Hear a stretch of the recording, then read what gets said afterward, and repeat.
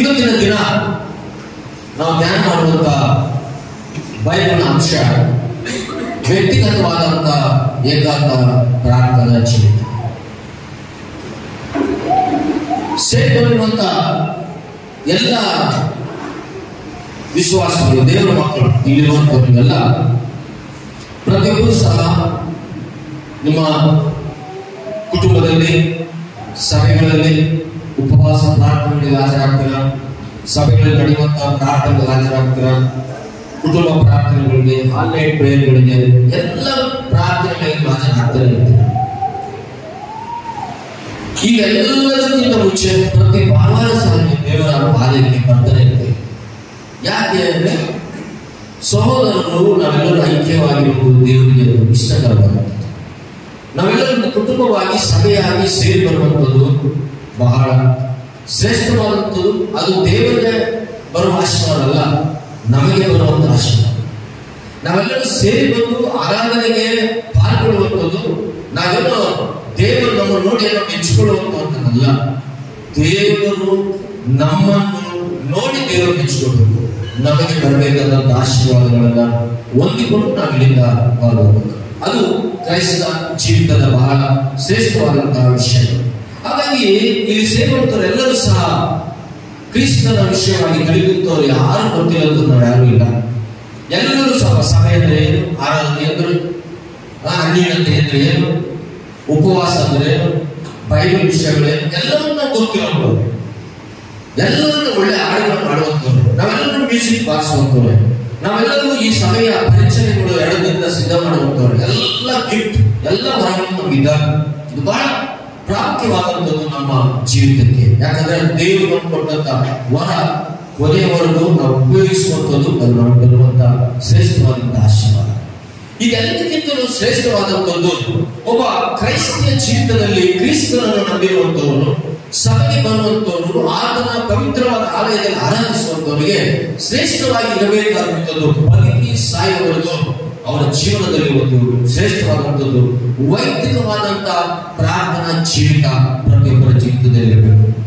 ನಮ್ಮ ಜೀವನದಲ್ಲಿ ನಾವು ವಾಕ್ಯ ಹೇಳ್ತೇವೆ, ಹಾಡನ್ನು ಆಡ್ತೇವೆ, ಎಲ್ಲ ಮಾಡ್ತೇವೆ, ಎಲ್ಲಾ ಉಪವಾಸಗಳಿಗೆ ಹೋಗ್ತೇವೆ, ಎಲ್ಲಾ ಪ್ರಾರ್ಥನೆಗೆ ಹೋಗ್ತೇವೆ. ಆದರೆ ವಿಶ್ವಾಸ ಜೀವಿತದಲ್ಲಿ ನಮಗೆ ಮತ್ತು ಏಕಾಂತವಾಗಿ ವೈಯಕ್ತಿಕವಾದಂತಹ ಪ್ರಾರ್ಥನೆ, ಒಬ್ಬೊಬ್ಬರ ಜೀವನದಲ್ಲಿ ಒಬ್ಬೊಬ್ಬರ ಒಂದೊಂದು ಪ್ರಾರ್ಥನೆ, ಅವರ ಜೀವನದಲ್ಲಿ ಅವರಿಗೆ ಒಂದು ವೈಯಕ್ತಿಕವಾದ ಪ್ರಾರ್ಥನೆ, ಸ್ವಂತ ಪ್ರಾರ್ಥನೆ ನಮಗಿರಬೇಕು. ಬೈಬಲಲ್ಲಿ ಆವಾಗಲೇ ನಾವು ಈ ಲೋಕದಲ್ಲಿ ವೀರರಾಗಿ, ಪ್ರಾರ್ಥನಾ ಪರರಾಗಿ, ಆಶೀರ್ವಾದವನ್ನು ಹೊಂದುತ್ತಾ ನಾವು ಆತ್ಮಿಕವಾಗಿ ಬೆಳೆಯುತ್ತಾ ಉನ್ನತ ಸ್ಥಿತಿಗೆ ನಮ್ಮನ್ನು ದೇವರು ನಡೆಸುವಂತನಾಗಿದ್ದಾರೆ. ಪರಿಶುದ್ಧ ಬೈಬಲ್ ಗ್ರಂಥದಲ್ಲಿ ಮೊದಲನೇ ಪೇತ್ರನ ಪತ್ರಿಕೆ, ಅದು ಕನ್ನಡದಲ್ಲಿಗಿಂತ ತೆಲುಗು ಚೆನ್ನಾಗಿದೆ, ಫಸ್ಟ್ ಕನ್ನಡದಲ್ಲಿ ಹೋಗೋಣ. ಮೊದಲನೇ ಪೇತ್ರನ ಪತ್ರಿಕೆ 3ನೇ ಅಧ್ಯಾಯ 12ನೇ ವಚನ. ಯಾಕೆಂದರೆ ಕರ್ತನು ನೀತಿವಂತರನ್ನು ಕಟಾಕ್ಷಿಸುತ್ತಾನೆ, ప్రభువు కన్నులు నీతిమంతుల మీదను ఆయన చెవులు వారి ప్రార్థన వైపును ఉన్నవి గాని ప్రభు ముఖము కీడు చేయ వారికి విరోధముగా ఉన్నది. వినండి, బైబిల్ ఇంకోసారి చదవండి. ప్రభువు కన్నులు తెలుగులో చాలా ఉంది. ప్రభువు కన్నులు నీతిమంతుల మీదను ఆయన చెవులు వారి ప్రార్థన వైపున ఉన్నది గాని. చూడండి, దేవుని యొక్క ದೇವರ ಒಂದು ಕಣ್ಣುಗಳು, ಕರ್ತನು ನೀತಿವಂತರನ್ನು ಕಟಾಕ್ಷಿಸ್ತಾನೆ, ಆತನವರ ವಿಜ್ಞಾಪನೆಗೆ ಕಿವಿಗೊಡುತ್ತಾರೆ, ಅವರ ಪ್ರಾರ್ಥನೆಗೆ ಕಿವಿಗೊಡ್ತಾರೆ. ಯಾರು ದೇವರು ತಿಳಿಯಲು? ಕರ್ತನು ನೀತಿವಂತರ, ಕನ್ನಡದಲ್ಲಿ ಕರ್ತನು ನೀತಿವಂತರು. ಹಾಗಾದ್ರೆ ನಾವು ಗಮನಿಸಿ, ಆತನವರ ವಿಜ್ಞಾಪನೆಗಳಿಗೆ ಕಿವಿಗೊಡುತ್ತಾನೆ. ದೇವರು ನೀತಿವಂತರ ಪ್ರಾರ್ಥನೆಯನ್ನ ಕೇಳುವಂತವನಾಗಿದ್ದಾನೆ ನಮ್ಮ ದೇವರು.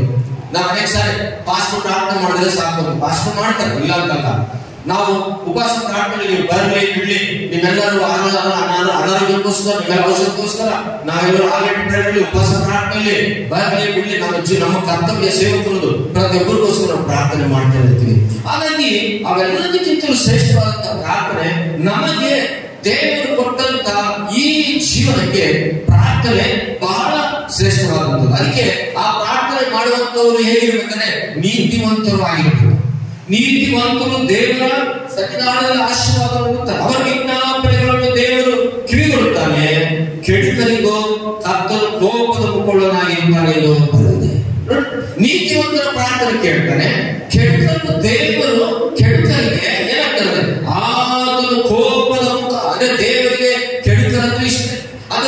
ನೀತಿವಂತರು ದೇವರಿಗೆ ಬೇಕು. ಕೆಡುಕರು ಎಷ್ಟೇ ಪ್ರಾರ್ಥನೆ ಮಾಡೋದು, ಕೆಡುಕರು ಎಷ್ಟೇ ಆತ್ಮಿಕ ಇದೀವಂತ ತೋರಿಸಿ ಅದು ದೇವರಿಗೆ ಅದು ನೀತಿ ಅಂತ ಕಾಣಿಸೋದಿಲ್ಲ.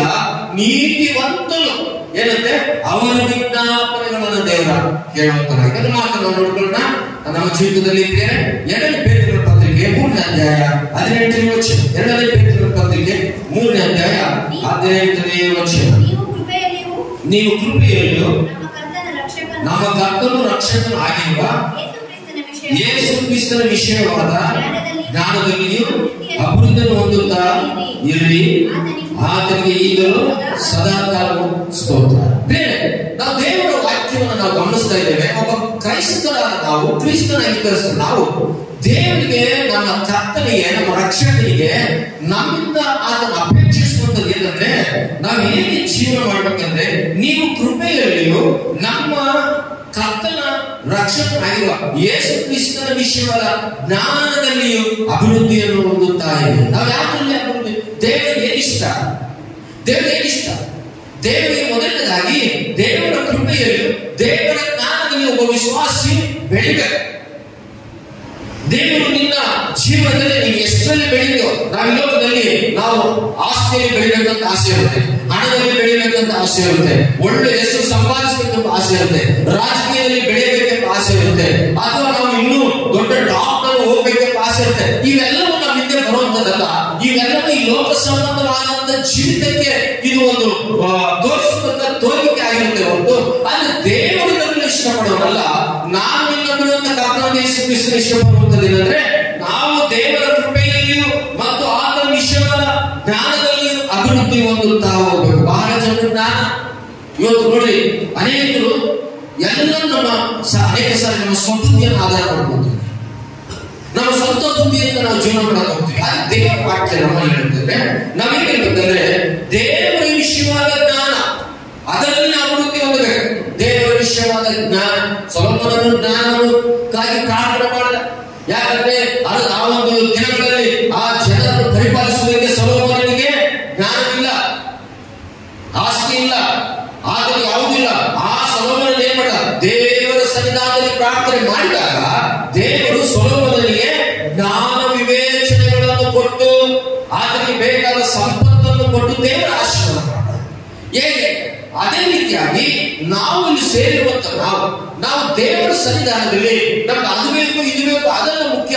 ದೇವರೇ ನಮಗೆ ಆತ್ಮ ಸಂಬಂಧವಾದಂತ ನಿನ್ನ ಕೃಪೆಯಲ್ಲಿ ಬೆಳೆಯುವುದಕ್ಕೆ ನಮಗೆ ಜ್ಞಾನವನ್ನು ಕೊಡು. ನಿನ್ನ ವಾಕ್ಯವನ್ನು ಓದುವಂತ, ಅರ್ಥ ಮಾಡಿಕೊಳ್ಳುವಂತ, ಆಳವಾದ ವಿಷಯಗಳನ್ನು ತಿಳಿದುಕೊಳ್ಳುವಂತ, ಅದನ್ನು ಬೋಧಿಸುವಂತ ಜ್ಞಾನವನ್ನು ಕೊಡು. ಎಷ್ಟನೇ ಪ್ರಾರ್ಥನೆ ಮಾಡ್ತಾ ಇಲ್ಲ? ಕರ್ತನೇ, ನಿನ್ನ ಸನ್ನಿಧಾನದಲ್ಲಿ ನಿನ್ನ ಸಭೆಗೆ ನಾವು ಕರ್ತನೆ ಯೋಗ್ಯರಾಗಿ, ನೀತಿ ಉಳ್ಳವರಾಗಿ, ನಂಬಿಗಸ್ತರಾಗಿ, ಕರ್ತನೆ ನಿನ್ನ ಭರಣದವರೆಗೂ ಎತ್ತಲ್ಪಡುವಂತ ಸಭೆಯಲ್ಲಿ ನಾವು ಕರ್ತನೆ ಕಡೆಯವರೆಗೂ ನಿಮ್ಮ ವಾಕ್ಯದ ಜ್ಞಾನದಲ್ಲಿಯೂ ಎಲ್ಲ ವರಗಳನ್ನು ಕೊಟ್ಟಂತ ವರದಲ್ಲಿ ನಾವು ಅಭಿವೃದ್ಧಿ ಹೊಂದುವಂತ ಜ್ಞಾನ ಕೊಡು. ಅದು ದೇವರು ಕೇಳುವಂತ. ಅದರಿಂದ ದೇವರು ಎಲ್ಲರನ್ನ ಕೊಡ್ತಾರೆ. ಅದರಿಂದ ದೇವರನ್ನ ಮೊದಲು ದೇವರ ಜ್ಞಾನ, ದೇವರ ಸನ್ನಿಧಾನ ಬೆಳೆದಾಗ ನಮಗಾಗಿ ದೇವರ ಜ್ಞಾನ, ವಾಕ್ಯದ ಜ್ಞಾನ, ಬೈಬಲಿನ ಜ್ಞಾನ, ಆಲೋಚನೆಯ ಜ್ಞಾನ, ಪರಿಶುದ್ಧವಾದ ಜ್ಞಾನ, ಪವಿತ್ರವಾದ ಜ್ಞಾನ, ಭಾಷೆಗಳನ್ನು ಮಾತನಾಡುವ ಜ್ಞಾನ, ಇವುಗಳನ್ನು ನಾವು ಕೇಳಿಕೊಂಡಾಗ ದೇವರು ಅವುಗಳನ್ನು ನಮಗೆ ಖಂಡಿತವಾಗಿ ಅನುಗ್ರಹಿಸ್ತಾರೆ. ನೀವು ಎಷ್ಟು ಪ್ರಾರ್ಥಿಸ್ತಾ ಇದ್ರೆ ನನಗೆ ಗೊತ್ತಿಲ್ಲ, ಎಷ್ಟು ಜ್ಞಾನ ದೇವರಿಗೆ ಕೇಳಿ ನನಗೆ ಗೊತ್ತಿಲ್ಲ, ನೀವೇನು ಬೈಬಲ್ ಓದ್ತಿರೋ ನನಗೆ ಗೊತ್ತಿಲ್ಲ. ಯಾಕಂದ್ರೆ ಸಮಸ್ತವನ್ನು ದೇವರು ಪರಲೋಕದಿಂದ ನಮ್ಮೆಲ್ಲರನ್ನು ನೋಡುವಂತವರಾಗಿದ್ದಾರೆ, ನಮ್ಮನ್ನು ಗಮನಿಸುವಂತವರಾಗಿದ್ದಾರೆ.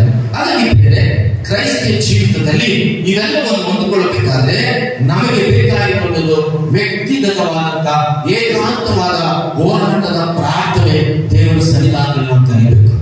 ಆ ರೀತಿಯಲ್ಲಿ ಕಲಿಯುವುದಿದ್ರೆ ನಮ್ಮ ಜೀವಿತದಲ್ಲಿ ಒಂದು ವಿಶೇಷವಾದಂತ ನಮಗೂ ನಮ್ಮ ಕುಟುಂಬಕ್ಕೂ ಒಂದು ಆಶೀರ್ವಾದ ಬರ್ತೇವೆ. ಬೇರೆ ಪ್ರಾರ್ಥನಾ ಜೀವಿತದಲ್ಲಿ ಬಿದ್ದು ಹೋದ್ರೆ ಆತ್ಮಿಕ ಜೀವಿತದಲ್ಲಿ ನೀನು ಸತ್ತು ಹೋಗ್ತೀಯಲ್ಲ. ಹೀಗಾಗಿ ಡಾಕ್ಟರ್ ವಿಲಿಯಂ ಸ್ಕಾಟ್ ಈ ರೀತಿಯಾಗಿ ಹೇಳ್ತಾರೆ, ಏನಂದ್ರೆ ಪ್ರಾರ್ಥನಾ ಜೀವಿತದಲ್ಲಿ ಏನಂತಾರೆ, ನೀನು ಬಿದ್ದು ಹೋದ್ರೆ, ಸಾಮಾನ್ಯವಾಗಿ ವಿಶ್ವಾಸಗಳು ಎಲ್ಲಿ ಬಿದ್ದು ಹೋಗ್ತಾರೆ ಅಂದ್ರೆ ಪ್ರಾರ್ಥನೆಯಿಂದ ಬಿದ್ದು ಹೋಗ್ತಾರೆ. ಅನ್ಕೊಂತಾರೆ ನಾವು ಊಟ ಮಾಡ್ಬೇಕಾದ್ರೆ ಪ್ರಾರ್ಥನೆ ಮಾಡ್ತೀವಿ, ಅನ್ಕೊಂತೀವಿ. ನಾವು ಕೆಲ್ಸಕ್ಕೆ ಹೋಗ್ಬೇಕಾದ್ರೆ ಪ್ರಾರ್ಥನೆ ಮಾಡ್ಕೊಂತೀವಿ ಅನ್ಕೊಂತೀವಿ. ನಿಜ, ನಮ್ಗೆ ಸ್ವಲ್ಪ ಏನಾದ್ರು ತೊಂದರೆ ಆದ್ರೆ ಅಥವಾ ಶರೀರ ಬಾಧೆ ಬಂದ್ರೆ ನಾವೇನು ಪ್ರಾರ್ಥನೆ ಮಾಡ್ಕೊಂತೀವಿ, ಅಫ್ಕೋರ್ಸ್ ಇರ್ಬೋದು. ಆದರೆ ಒಬ್ಬ ವಿಶ್ವಾಸಿ ಜೀವಿತದಲ್ಲಿ ಎಲ್ಲಕ್ಕಿಂತಲೂ ಶ್ರೇಷ್ಠವಾದದ್ದು ಏನು? ಆತ್ಮಿಕ ಜ್ಞಾನದಲ್ಲಿ ಅಭಿವೃದ್ಧಿ ಹೊಂದಬೇಕಾದ್ರೆ ಪ್ರತಿದಿನ ನಿಮ್ಮ ಜೀವಿತದಲ್ಲಿ ಏನಂದ್ರೆ ನಿಮಗೆ ಬೇಕಾದ ಔಷಧಿಗಳು, ನಿಮಗೆ ಬೇಕಾದ ಆರ್ಥಿಕ ಸಹಾಯಗಳು, ನಿಮ್ಮ ಕುಟುಂಬಕ್ಕೆ ಬೇಕಾದ ಕೃಪೆ, ನಿಮ್ಮ ಜೀವಿತದಲ್ಲಿ ಬೇಕಾದ ಆರೋಗ್ಯ, ನಿಮಗೆ ಯಾವ ಅವಮಾನವಾಗಿ ಅದರ ಮುಂದೆ ದೇವರ ಆಶೀರ್ವಾದ, ನಿಮಗೆ ಏನು ಬೇಕೋ ಎಲ್ಲವನ್ನು ನಿಮ್ಮ ಜೀವಿತದಲ್ಲಿ ನಿನ್ನ ಕೋಣೆಯಲ್ಲಿ ಹೋಗಿ, ನಿನ್ನ ಮನೆಯಲ್ಲೋ ನಿನ್ನ ಬೆಟ್ಟದ ಮೇಲೋ ನಿನ್ನ ಎಲ್ಲಿರ್ತೀವಿ ನಿನ್ನ ಜೀವನದಲ್ಲಿ ಏಕಾಂತವಾಗಿ ಅಂದ್ರೆ ವ್ಯಕ್ತಿಗತವಾಗಿ ನೀನು ಎಷ್ಟು ದೇವರ ಸನ್ನಿಧಾನದಲ್ಲಿ ಪ್ರಾರ್ಥನೆ ಮಾಡ್ತೀಯೋ ಅಷ್ಟು ಶಕ್ತಿ ಆತ್ಮಿಕವಾಗಿ ನೀವು ಹೊಂದೋದಕ್ಕೆ ಸಾಧ್ಯ. ಮತ್ತಾಯ ಬರೆಸುವಾರ್ತೆ 6ನೇ ಅಧ್ಯಾಯ 6ನೇ ವಚನ. ಮತ್ತಾಯ ಬರೆಸುವಾರ್ತೆ 6ನೇ ಅಧ್ಯಾಯ 6ನೇ ವಚನ. ಪ್ರಾರ್ಥನೆ ಮಾಡಬೇಕಾದರೆ ಏಕಾಂತವಾದ ಕೋಣೆಯೊಳಗೆ ಹೋಗಿ ಬಾಗಿಲನ್ನು ಮುಚ್ಚಿಕೊಂಡು ಅಂತರಂಗದಲ್ಲಿ ಇರುವ ನಿನ್ನ ತಂದೆಗೆ ಪ್ರಾರ್ಥನೆ ಮಾಡು. ಅಂತರಂಗದಲ್ಲಿ ನಡೆಯುವುದನ್ನು ನೋಡುವ ನಿನ್ನ ತಂದೆಯು ನಿನಗೆ ಫಲ ಕೊಡುವನು. ಗಮನಿಸುವಂತದ್ದು ದೇವರು ಪರಿಶುದ್ಧನಾದ ಕ್ರಿಸ್ತನಲ್ಲಿ ಹೇಳಿರುವಂತ ವಿಷಯ ನಮ್ಮ ಜೀವಿತದಲ್ಲಿ ಎಲ್ಲ ಇರಬಹುದು. ಆದರೆ ನಿಮಗಾಗಿ ನಿಮ್ಮ ಸ್ವಂತಕ್ಕಾಗಿ ವೈಯಕ್ತಿಕವಾದಂತ ಸಿಂಗಲ್ ಏಕಾಂತವಾಗಿ ನೀವು ಕೋಣೆಯೊಳಗೆ ಹೋಗಿ ಏನ್ ಮಾಡುತ್ತೆ, ಬಾಗಿಲನ್ನು ಮುಚ್ಚಿಕೊಂಡು ಪರಲೋಕದಲ್ಲಿರುವಂತ ನಿಮ್ಮ ತಂದೆಗೆ ಏನ್ ಮಾಡುತ್ತೆ, ಪ್ರಾರ್ಥನೆ ಮಾಡ್ತಾ. ದೇವರ ಸನ್ನಿಧಾನದಲ್ಲಿ ನಾವು ವೈಯಕ್ತಿಕವಾಗಿ ಪ್ರಾರ್ಥನೆ ಟೈಮ್ ಕೊಡ್ತಾ ಇದ್ದೀವಾ? ನಮ್ಮ ಕಷ್ಟಗಳಿಗಾಗಿ, ನಮ್ಮ ಬಾಧೆಗಳಿಗಾಗಿ, ನಮ್ಮ ಇಬ್ಬಂದಿಗಳಿಗಾಗಿ, ನಮ್ಮ ಶೋಧನೆಗಳಿಗಾಗಿ, ನಮ್ಮ ಮನಸ್ಥಿತಿಗಳಿಗಾಗಿ, ನಮ್ಮ ಔಷಧಿಗಳಿಗಾಗಿ, ನಮ್ಮ ಎಲ್ಲ ಏನೇನು ನಮ್ಮ ಕುಟುಂಬಕ್ಕಾಗಿ, ಮಕ್ಕಳಿಗಾಗಿ ನಮ್ಮ ದೇವರ ವಾಕ್ಯ ಇರುತ್ತೆ. ಏನಂತೆ ದೇವರ ಸ್ವಾಮಿ ಹೇಳ್ತಾರೆ, ಆದ್ರೂ ನೀವು ಪ್ರಾರ್ಥನೆ ಮಾಡ್ಬೇಕಾದ್ರೆ ನೀವು ಎಲ್ಲ ಜೊತೆ ಪ್ರಾರ್ಥನೆ ಮಾಡ್ತಿರ್ಬೋದು, ಉಪವಾಸ ಮಾಡ್ತಿರ್ಬೋದು, ಚರ್ಚೆ ಮಾಡ್ತಿರ್ಬೋದು, ಪ್ರತಿ ಶುಕ್ರವಾರ ಶನಿವಾರ ಪ್ರಾರ್ಥನೆ ಮಾಡ್ಬೋದು, ಅಥವಾ ಬೇರೆ ಬೇರೆ ಕಡೆ ಪ್ರಾರ್ಥನೆ ಹೋಗ್ಬೋದು. ಆದರೆ ವ್ಯಕ್ತಿಗತವಾಗಿ ದೇವರು ಹೇಳುವುದು ನಿನ್ನ ಮನೆಯಲ್ಲಿ ನೀನು ನಿವಾಸ ಮಾಡುವಂತ ನಿನ್ನ ಮನೆಯಲ್ಲಿ ಏನಂತ ದೇವರು ಹೇಳ್ತಾರೆ, ನಿನ್ನ ಏಕಾಂತದ ಕೋಣೆಗೆ ಹೋಗಿ ಬಾಗಿಲನ್ನು ಮುಚ್ಚಿಕೊ. ನಿನ್ನ ಮನೆಯಲ್ಲಿ 1 ರೂಮ್ ಇರಲಿ, ಸಣ್ಣ ರೂಮ್ ಇರಲಿ, ಅಥವಾ 20 ರೂಮ್ ಇರಲಿ, ಪ್ರಶ್ನೆ ಆಗಲ್ಲ. ನಿನ್ನ ಮನೆಯಲ್ಲಿ ನೀವು ಯಾರು ಇಲ್ಲದೆ ಇದ್ದಾಗ ಅಥವಾ ಎಲ್ಲರೂ ಇದ್ರು ನಿಮಗೆ ಏಕಾಂತವಾಗಿ ದೇವರ ಸನ್ನಿಧಾನ ಪರಿಶುದ್ಧವಾದ ಬೈಬಲ್ ಗ್ರಂಥವನ್ನು ನೀವು ಮುಂದಿಟ್ಟು ಏನ್ ಗೊತ್ತೆ, ದೇವರ ಸನ್ನಿಧಾನ ಏಕಾಂತವಾಗಿ ಪ್ರಾರ್ಥನೆ ಮಾಡ್ತಾ ಇಲ್ವಾ? ಅದೇ ದೇವರ ಹೆಸರು ಕೇಳ್ತಾರೆ, ಅದೇ ಇಷ್ಟ. ಏಕಾಂತ ಕೋಣೆಗೆ ಹೋಗಿ ಬಾಗಿಲು ಮುಚ್ಚಿಕೊಳ್ಳು, ಅಂತರಂಗದಲ್ಲಿ ಇರುವ ನಿನ್ನ ತಂದೆಗೆ ಪ್ರಾರ್ಥನೆ ಮಾಡು, ಅಂತರಂಗದಲ್ಲಿ ನಡೆಯುವುದನ್ನು ನೋಡುವ ನಿನ್ನ ತಂದೆಯು ನಿನಗೆ ಫಲ ಕೊಡುವನು. ಏನಂದ್ರೆ ಅಂತರಂಗದಲ್ಲಿ ಇರುವ ಕೇಳಿ, ಇಲ್ಲಿರೋರೆಲ್ಲರೂ ನನ್ನ ವಿಷಯದಲ್ಲಿ ನಿಮ್ಮ ವಿಷಯದಲ್ಲಿ ನಿಮ್ಮ ಅಂತರಂಗದಲ್ಲಿ ಏನಿದೆ ನನಗೆ ಗೊತ್ತಿಲ್ಲ. ನೀವು ಹೇಗೆ ಸಭೆಗೆ ಬಂದಿದ್ರೆ ನನಗೆ ಗೊತ್ತಾ ಗೊತ್ತಿಲ್ಲ. ನಿಮ್ಮ ಅಂತರಂಗದಲ್ಲಿ ಯಾವ್ದ್ರಿಂದ ಜಗಳ ಮಾಡ್ಕೊಂತ ಇದ್ದೀರಾ, ಯಾವ ಸಮಸ್ಯೆ ಇದ್ದೀರಾ, ಯಾವ ಆರ್ಥಿಕ ಇಬ್ಬಂದಿಗಳಿದ್ದೀರಾ, ನಿಮ್ಮ ಕುಟುಂಬದ ಸಮಸ್ಯೆಗಳಲ್ಲಿ ಏನಿದೆ, ನೀವು ಯಾವ ರೀತಿ ಬಾಧೆ ಪಡ್ತಿದ್ದೀರಾ ನನಗೆ ಗೊತ್ತಿಲ್ಲ. ಆದರೆ ದೇವರಿಗೆ ಗೊತ್ತು. ಏನಂತೆ, ನಿನ್ನ ಅಂತರಂಗದಲ್ಲಿಯೂ ಇರುವ ನಿನ್ನ ತಂದೆಗೆ ಪ್ರಾರ್ಥನೆ ಮಾಡು, ಅಂತರಂಗದಲ್ಲಿ ನಡೆಯುವುದನ್ನು ನೋಡುವ ನಿನ್ನ ತಂದೆಯು ನಿನಗೆ ಏನ್ ಕೊಡ್ತಾರಂತೆ, ಫಲ ಕೊಡ್ತಾರೆ. ಅದು ನೀವು ದೇವರಿಂದ ಹೊಂದಿಕೊಳ್ಳುವಂತ ಬ್ಲೆಸ್ಸಿಂಗ್. ಇವತ್ತಿನ ದಿನದಲ್ಲಿ ಕ್ರೈಸ್ತರ ಜೀವಿತದಲ್ಲಿ ಎಲ್ಲ ಇದೆ, ಪ್ರಾರ್ಥನೆಗಳಿಲ್ಲ. 100ಕ್ಕೆ 10 ಭಾಗ ಅನಿಸ್ತದೆ. ಏಕಾಂತವಾಗಿ ವೈಯಕ್ತಿಕವಾಗಿ ನಿನ್ನ ಅಂತರಂಗದ ದೇವರ ಸನ್ನಿಧಾನದಿಂದ ಕೋಣೆಗಳಿಗೆ ಹೋಗಿ ನಿನ್ನಿರುವಂತ ಯಾವುದೇ ನಿನ್ನ ಆಫೀಸು ಅಥವಾ ಯಾವುದೇ ಒಂದು ನಿನ್ನ ಮನೆಯಲ್ಲೋ ಎಲ್ಲಿ ನಿನಗೆ ಸಮಯ ಇದೆಯೋ ಏನ್ ಮಾಡ್ಬೇಕಂತ ನೀನು ಮಾಡ್ತಾ ಇದ್ದೀರ. ಯಾಕಂದ್ರೆ ನಿನ್ನ ಸಮಸ್ಯೆಗಳು, ನಿಮ್ಮ ಕಷ್ಟಗಳು, ನಿಮ್ಮ ಇಬ್ಬಂದಿಗಳು ನಿಮ್ಮ ಅಂತರಂಗದಿಂದ ದೇವರಿಗೆ ಖಂಡಿತವಾಗಿ ನೀನು ಪ್ರಾರ್ಥನೆ ಮಾಡಿದಾಗ ಇವಾಗ ಗೆಟಿಂಗ್ ಬ್ಲೆಸ್ಸಿಂಗ್. ನೀನು ಖಂಡಿತವಾಗಿ ದೇವರು ನಿನ್ನ ಅಂತರಂಗದ ಎಲ್ಲ ಸಮಸ್ಯೆ ಏನ್ ಕೊಡ್ತಾರಂತೆ, ಫಲ ಕೊಡ್ತಾರೆ. ಒಂದು ಮರ ಇದೆ, ಒಂದು ಒಳ್ಳೆಯ ಮಾವಿನ ಮರ ಬೆಳಿಬೇಕು ಅಂದ್ರೆ, ಒಂದು ತೆಂಗಿನ ಮರ ಬೆಳಿಬೇಕು ಅಂದ್ರೆ ಅದಕ್ಕೆ ಸರಿಯಾದ ನೆಲ ಇರಬೇಕು. ಅದಕ್ಕೆ ಸರಿಯಾದಂತ ಆ ಮರ ಬೆಳಿಬೇಕಂದ್ರೆ ಒಳ್ಳೆ ಗೊಬ್ಬರ ಇರಬೇಕು, ಒಳ್ಳೆ ಅದಕ್ಕೆ ಬೇಕಾದಂತ ಗಾಳಿ ಇರಬೇಕು, ಅದಕ್ಕೆ ಸರಿಯಾಗಿ ನೀರು ಇರಬೇಕು. ಇದೆಲ್ಲ ಇದ್ದಾಗೆ ಒಂದು ಕೊಂಬೆ ಅಥವಾ ಒಂದು ಮಾವಿನ ಒಂದು ತೆಂಗಿನ ಮರ ಬರಬೇಕಾದ ಫಲಗಳು ತಕ್ಕ ಸಮಯದಲ್ಲಿ ಕೊಡ್ತಾ ಹೋಗ್ಬೋದು. ಆ ಮರ ಬೆಳೆಯೋ ಹೋದ್ರೆ ಅವನ ಗೊಬ್ಬರ ಇಲ್ಲ ಅಂದ್ರೆ, ಆ ಮರಕ್ಕೆ ಏನಿಲ್ಲ ಅಂದ್ರೆ, ಆ ಮರ ನೋಡಿದ್ರೆ ನಡುತ್ತೆ ಇದು ಏನು ಫಲ ಕೊಡ್ತಾ ಇಲ್ಲಪ್ಪ, ಏನು ಫಲ ಕೊಡ್ತಾ ಇಲ್ಲ, ಪ್ರಯೋಜನ ಇಲ್ಲ, ಇದಕ್ಕೆ ನಾನು ಎಲ್ಲ ಹಾಕಿದ್ರೆ ಫಲ ಕೊಡ್ತಾ ಇಲ್ಲ. ಯಾಕೆ? ಸರಿಯಾದಂತ ಅದಕ್ಕೆ ವಾತಾವರಣವಿಲ್ಲ, ಅದಕ್ಕೆ ಸರಿಯಾದಂತ ನೀರು ಗೊಬ್ಬರ ಇವೇನಿಲ್ಲ. ಅದಕ್ಕೆ ಪಾಪ ಹಾಕಿದರೆ ಆದ್ರೆ ಅದು ಚೆನ್ನಾಗಿ ಬೆಳೀತದೆ. ಹಾಗೆ ಒಬ್ಬ ವಿಶ್ವಾಸಿ ಯೇಸು ಕ್ರಿಸ್ತ ನಂಬಿರ್ತಾರೆ, 10 ವರ್ಷವಾದರೂ ಅದೇ ಜೀವನ ಇರ್ತದೆ, 5 ವರ್ಷವಾದರೂ ಅದೇ ರೀತಿಯಾದಂತಹ ವರ್ತನೆಗಳಿರ್ತವೆ, 15 ವರ್ಷವಾದರೂ ಅದೇ ಸ್ಥಿತಿ ಇರ್ತವೆ. ಕಾರಣ ಏನಂದ್ರೆ ಆ ವಿಶ್ವಾಸಿಯ ಜೀವಿತದಲ್ಲಿ ದೇವರ ಸನ್ನಿಧಾನದಲ್ಲಿ ಏಕಾಂತವಾಗಿ ವೈಯಕ್ತಿಕವಾಗಿ ನಿನ್ನ ಜೀವನದಲ್ಲಿ ದೇವರಿಗೆ ಕೊಡಬೇಕಾದಂತಹ ಪ್ರಾರ್ಥನೆಯ ಮನವಿ ಸಲ್ಲಿಸ್ತಾರೆ. ಇದು ದೊಡ್ಡ ಸಮಸ್ಯೆ ಕ್ರೈಸ್ತರಿಗೆ. ಯಾವ ಕ್ರೈಸ್ತರಾದ್ರೆ ಏಕಾಂತವಾದ ಪ್ರಾರ್ಥನೆ ಮಾಡ್ತಾರೋ, ಯಾರು ಹೆಚ್ಚಾಗಿ ದೇವರ ಸನ್ನಿಧಾನದಲ್ಲಿ ಮಾಡ್ತಾರೋ, ನಿನ್ನ ಮನೆಯಲ್ಲಿ ಅನೇಕ ಸಾರಿ ಎಷ್ಟೋ ಮನೆಯಲ್ಲಿ ಜನ ಇರ್ತಾರೆ, ಎಲ್ಲ ಕೆಲಸಕ್ಕೆ ಹೋಗ್ತಾರೆ, ಇನ್ನೊಬ್ರು ಹೋಗ್ತಾರೆ. ಒಟ್ಟಾಗಿ ಇದ್ದಾಗ ಮನೆಯಲ್ಲಿ ಏನ್ ಮಾಡ್ತೀವಲ್ಲ, ಒಟ್ಟಿಯಾಗಿದ್ದಾಗ ಏನೇನು ಆಲೋಚನೆ, ಒಟ್ಟಿಯಾಗಿದ್ದಾಗ ಸಿನಿಮಾಗಳು, ಒಟ್ಟಿಯಾಗಿದ್ದಾಗ ಬರೀ ಫೋನ್ಗಳು, ಒಟ್ಟಿಯಾಗಿ ಬೇರೆ ಆಲೋಚನೆ. ಅದೇ ನಿಮ್ಮ ಮನೆಯಲ್ಲಿ ಒಟ್ಟಿಯಾಗಿದ್ದ ದೇವರ ಅದೇ ಹೇಳೋದು, ನೀನು ನಿನ್ನ ಮನೆಗಳಿಗೆ ಹೋಗಿ ಚೀಲಕವನ್ನು ಹಾಕಿ ಬಾಗಿಲನ್ನು ಹಾಕೊಂಡು ನಿನ್ನ ದೇವರನ್ನು ನೀನು ಪ್ರಾರ್ಥನೆ ಮಾಡು, ನಿನಗೆ ಫಲ ಬರುತ್ತೆ. ಯಾಕೆ ಗೊತ್ತಾ? ನಿನ್ನ ಕಷ್ಟಗಳೆಲ್ಲ ನೀನು ಮನುಷ್ಯರ ಹತ್ರ ಹೇಳಿದ್ರೆ ಯಾವ ಮನುಷ್ಯರು ನಿಮ್ಗೆ ಸಹಾಯ ಮಾಡೋದಿಲ್ಲ. ಆದ್ರೆ ದೇವರ ಹತ್ರ ಹೇಳೋದು, ಆ ದೇವರು ತಕ್ಕ ಸಮಯದಲ್ಲಿ ನಿಮಗೆ ಎಲ್ಲವನ್ನು ಆತನು ಕೊಡುವಂತ ಯೇಸುವನ್ನು ನಂಬಿದ್ದೇವೆ. ಬೈಬಲ್ ಹಾಗಾಗಿ ಯೇಸು ಸ್ವಾಮಿ ಅದೇ ಕೆಲಸ ಮಾಡಿದ್ರು. ಅವರು ಈ ಲೋಕದಲ್ಲಿದ್ದಾಗ ಸುವಾರ್ತೆ ಸಾರುವುದಕ್ಕಾಗಿ, ಸ್ವಸ್ಥತೆ ಮಾಡುವುದಕ್ಕಾಗಿ, ಬಿಡುಗಡೆ ಮಾಡುವುದಕ್ಕಾಗಿ, ಸತ್ವವನ್ನು ಎಬ್ಬಿಸುವಾಗೆ ಯೇಸು ಸ್ವಾಮಿನ ಮಾಡಿರುವಂತ ವಿಷಯ ಏನಂದ್ರೆ, ಅವರು ಮೊದಲು ಪ್ರಾರ್ಥನೆಯನ್ನ ಮಾಡಿ ಅದನ್ನು ತೋರಿಸಿ ಕಲಿಸುತ್ತಾರೆ. ಮತ್ತಾಯ ಬರೆಸುವಂತೆ 14ನೇ ಅಧ್ಯಾಯ, ಮತ್ತಾಯ ಬರೆಸುವಂತೆ 14ನೇ ಅಧ್ಯಾಯ 22-23 ನೋಡಿ. ಆತನು ತನ್ನ ಶಿಷ್ಯರಿಗೆ, ನಾನು ಈ ಜನರ ಗುಂಪುಗಳನ್ನು ಕಳಿಸಿ ಬಿಡುವಷ್ಟು ಅದರೊಳಗೆ ನೀವು ದೋಣಿಯನ್ನು ಹತ್ತಿ ಮುಂದಾಗಿ ಆಚರಣೆಗೆ ಹೋಗಿರಿ ಎಂದು ಬಲವಂತ ಮಾಡಿದರು. ಆತನು ಜನರ ಗುಂಪುಗಳನ್ನು ಕಳಿಸಿಬಿಟ್ಟು ಮೇಲೆ ಪ್ರಾರ್ಥನೆ ಮಾಡುವುದಕ್ಕೆ ಏಕಾಂತವಾಗಿ ಬೆಟ್ಟವನ್ನು ಹತ್ತಿದರು. ನೋಡಿ, ಗಮನಿಸಿ, ದೇವ ವಾಕ್ಯವನ್ನು ನೋಡ್ತೇವೆ. ಮತ್ತಾಯ 14ನೇ ಅಧ್ಯಾಯ 22-23 ಹೇಳ್ತಾರೆ. ಇದು ಗಮನಿಸುವಂತ ಏನಂದ್ರೆ, ಇದು ಆಗುವುದಿಲ್ಲ.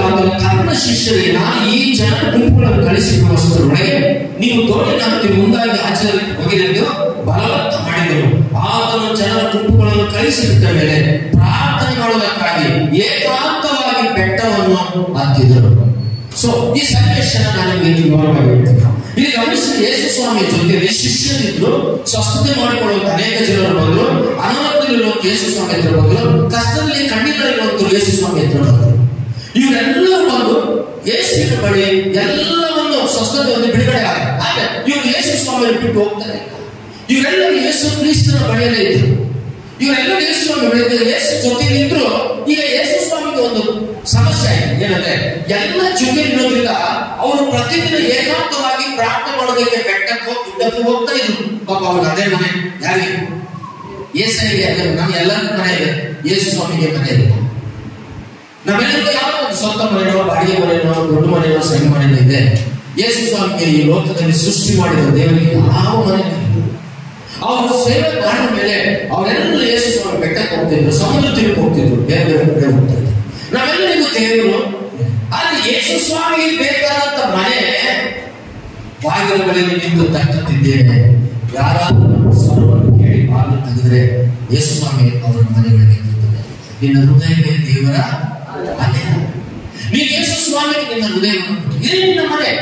ನಿನ್ನ ಮನೆಯಲ್ಲಿ ಯೇಸು ಸ್ವಾಮಿ ಈ ಹೃದಯದಲ್ಲಿ ನಿವಾಸ ಮಾಡಬೇಕು. ಮಾಡ್ತಿದ್ದಾರ? ಮಾಡ್ತಾ ಇರುವುದಾದ್ರೆ ಆಧ್ಯಾತ್ಮಿಕವಾಗಿ ನೀವು ಆತ್ಮಿಕವಾಗಿ ಬೆಳೆಯುವುದಕ್ಕೆ ಪ್ರಯತ್ನ ಮಾಡಬೇಕು. ಅದಕ್ಕೋಸ್ಕರನೇ ಯೇಸಯ್ಯ ಅವನ್ನೆಲ್ಲ ಕಳಿಸ್ಬಿಟ್ರು. ಏನ್ ಮಾಡಿದ್ರೆ ಆ ಗುಂಪು ಜನ ಕಳಿಸಿದ ಮೇಲೆ ಪ್ರಾರ್ಥನೆ ಮಾಡೋದಕ್ಕೆ ಏಕಾಂತವಾಗಿ ಬೆಟ್ಟಕ್ಕೆ ಹೋದ್ರು. ಯಾಕೆ ಏಕಾಂತವಾಗಿ ಬೆಟ್ಟ? ಯೇಸು ಸ್ವಾಮಿಗೆ ಇರುವ ಜನರಿಂದ ಡಿಸ್ಟರ್ಬ್ ಆಗಬಾರ್ದು. ಆ ಜನರ ಗುಂಪುಗಳಿಂದ ಯೇಸುವಿಗೆ ಏನಾಗ್ಬಿಟ್ಟು ಎಲ್ಲ ಸಮಸ್ಯೆಗಳು ಬರೋದು. ಯಾವತ್ತು ಮನುಷ್ಯನ ಮೈಂಡ್ ಆಧ್ಯಾತ್ಮಿಕವಾಗಿ ನಾವು ಕುಂತು ಪ್ರಾರ್ಥನೆ ಮಾಡಬೇಕಾದ್ರೆ ನಾವು ಬಾಯಿನಲ್ಲಿ ಹಾಕಿಕೊಂಡು ಪ್ರಾರ್ಥಿಸುವಾಗ ನಮ್ಮ ಜೊತೆಯಲ್ಲಿ ಯೇಸು ಮಾತನಾಡ್ತಾರೆ. ನಾವು ಯೇಸುವಿನ ಜೊತೆಯಲ್ಲಿ ನಾವು ಮಾತಾಡ್ತಾ ಇರ್ತೀವಿ. ಆತನ ಪ್ರತಿಬಿಂಬ ಆಶೀರ್ವಾದಗಳು ನಮ್ಮ ಜೊತೆಲಿ ಬರುತ್ತೆ. ಆ ಎಕ್ಸ್ಪೀರಿಯನ್ಸ್ ಇರಬೇಕು. ಇದೆಯಾ?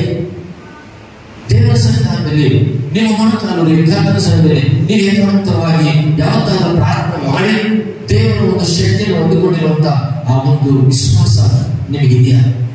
ಇದ್ರೆ ದೇವರ ಸ್ತೋತ್ರ. ಖಂಡಿತವಾಗಿಯೂ ದೇವರು ಕೊಟ್ಟು ಮಾತನಾಡ್ತಾರೆ.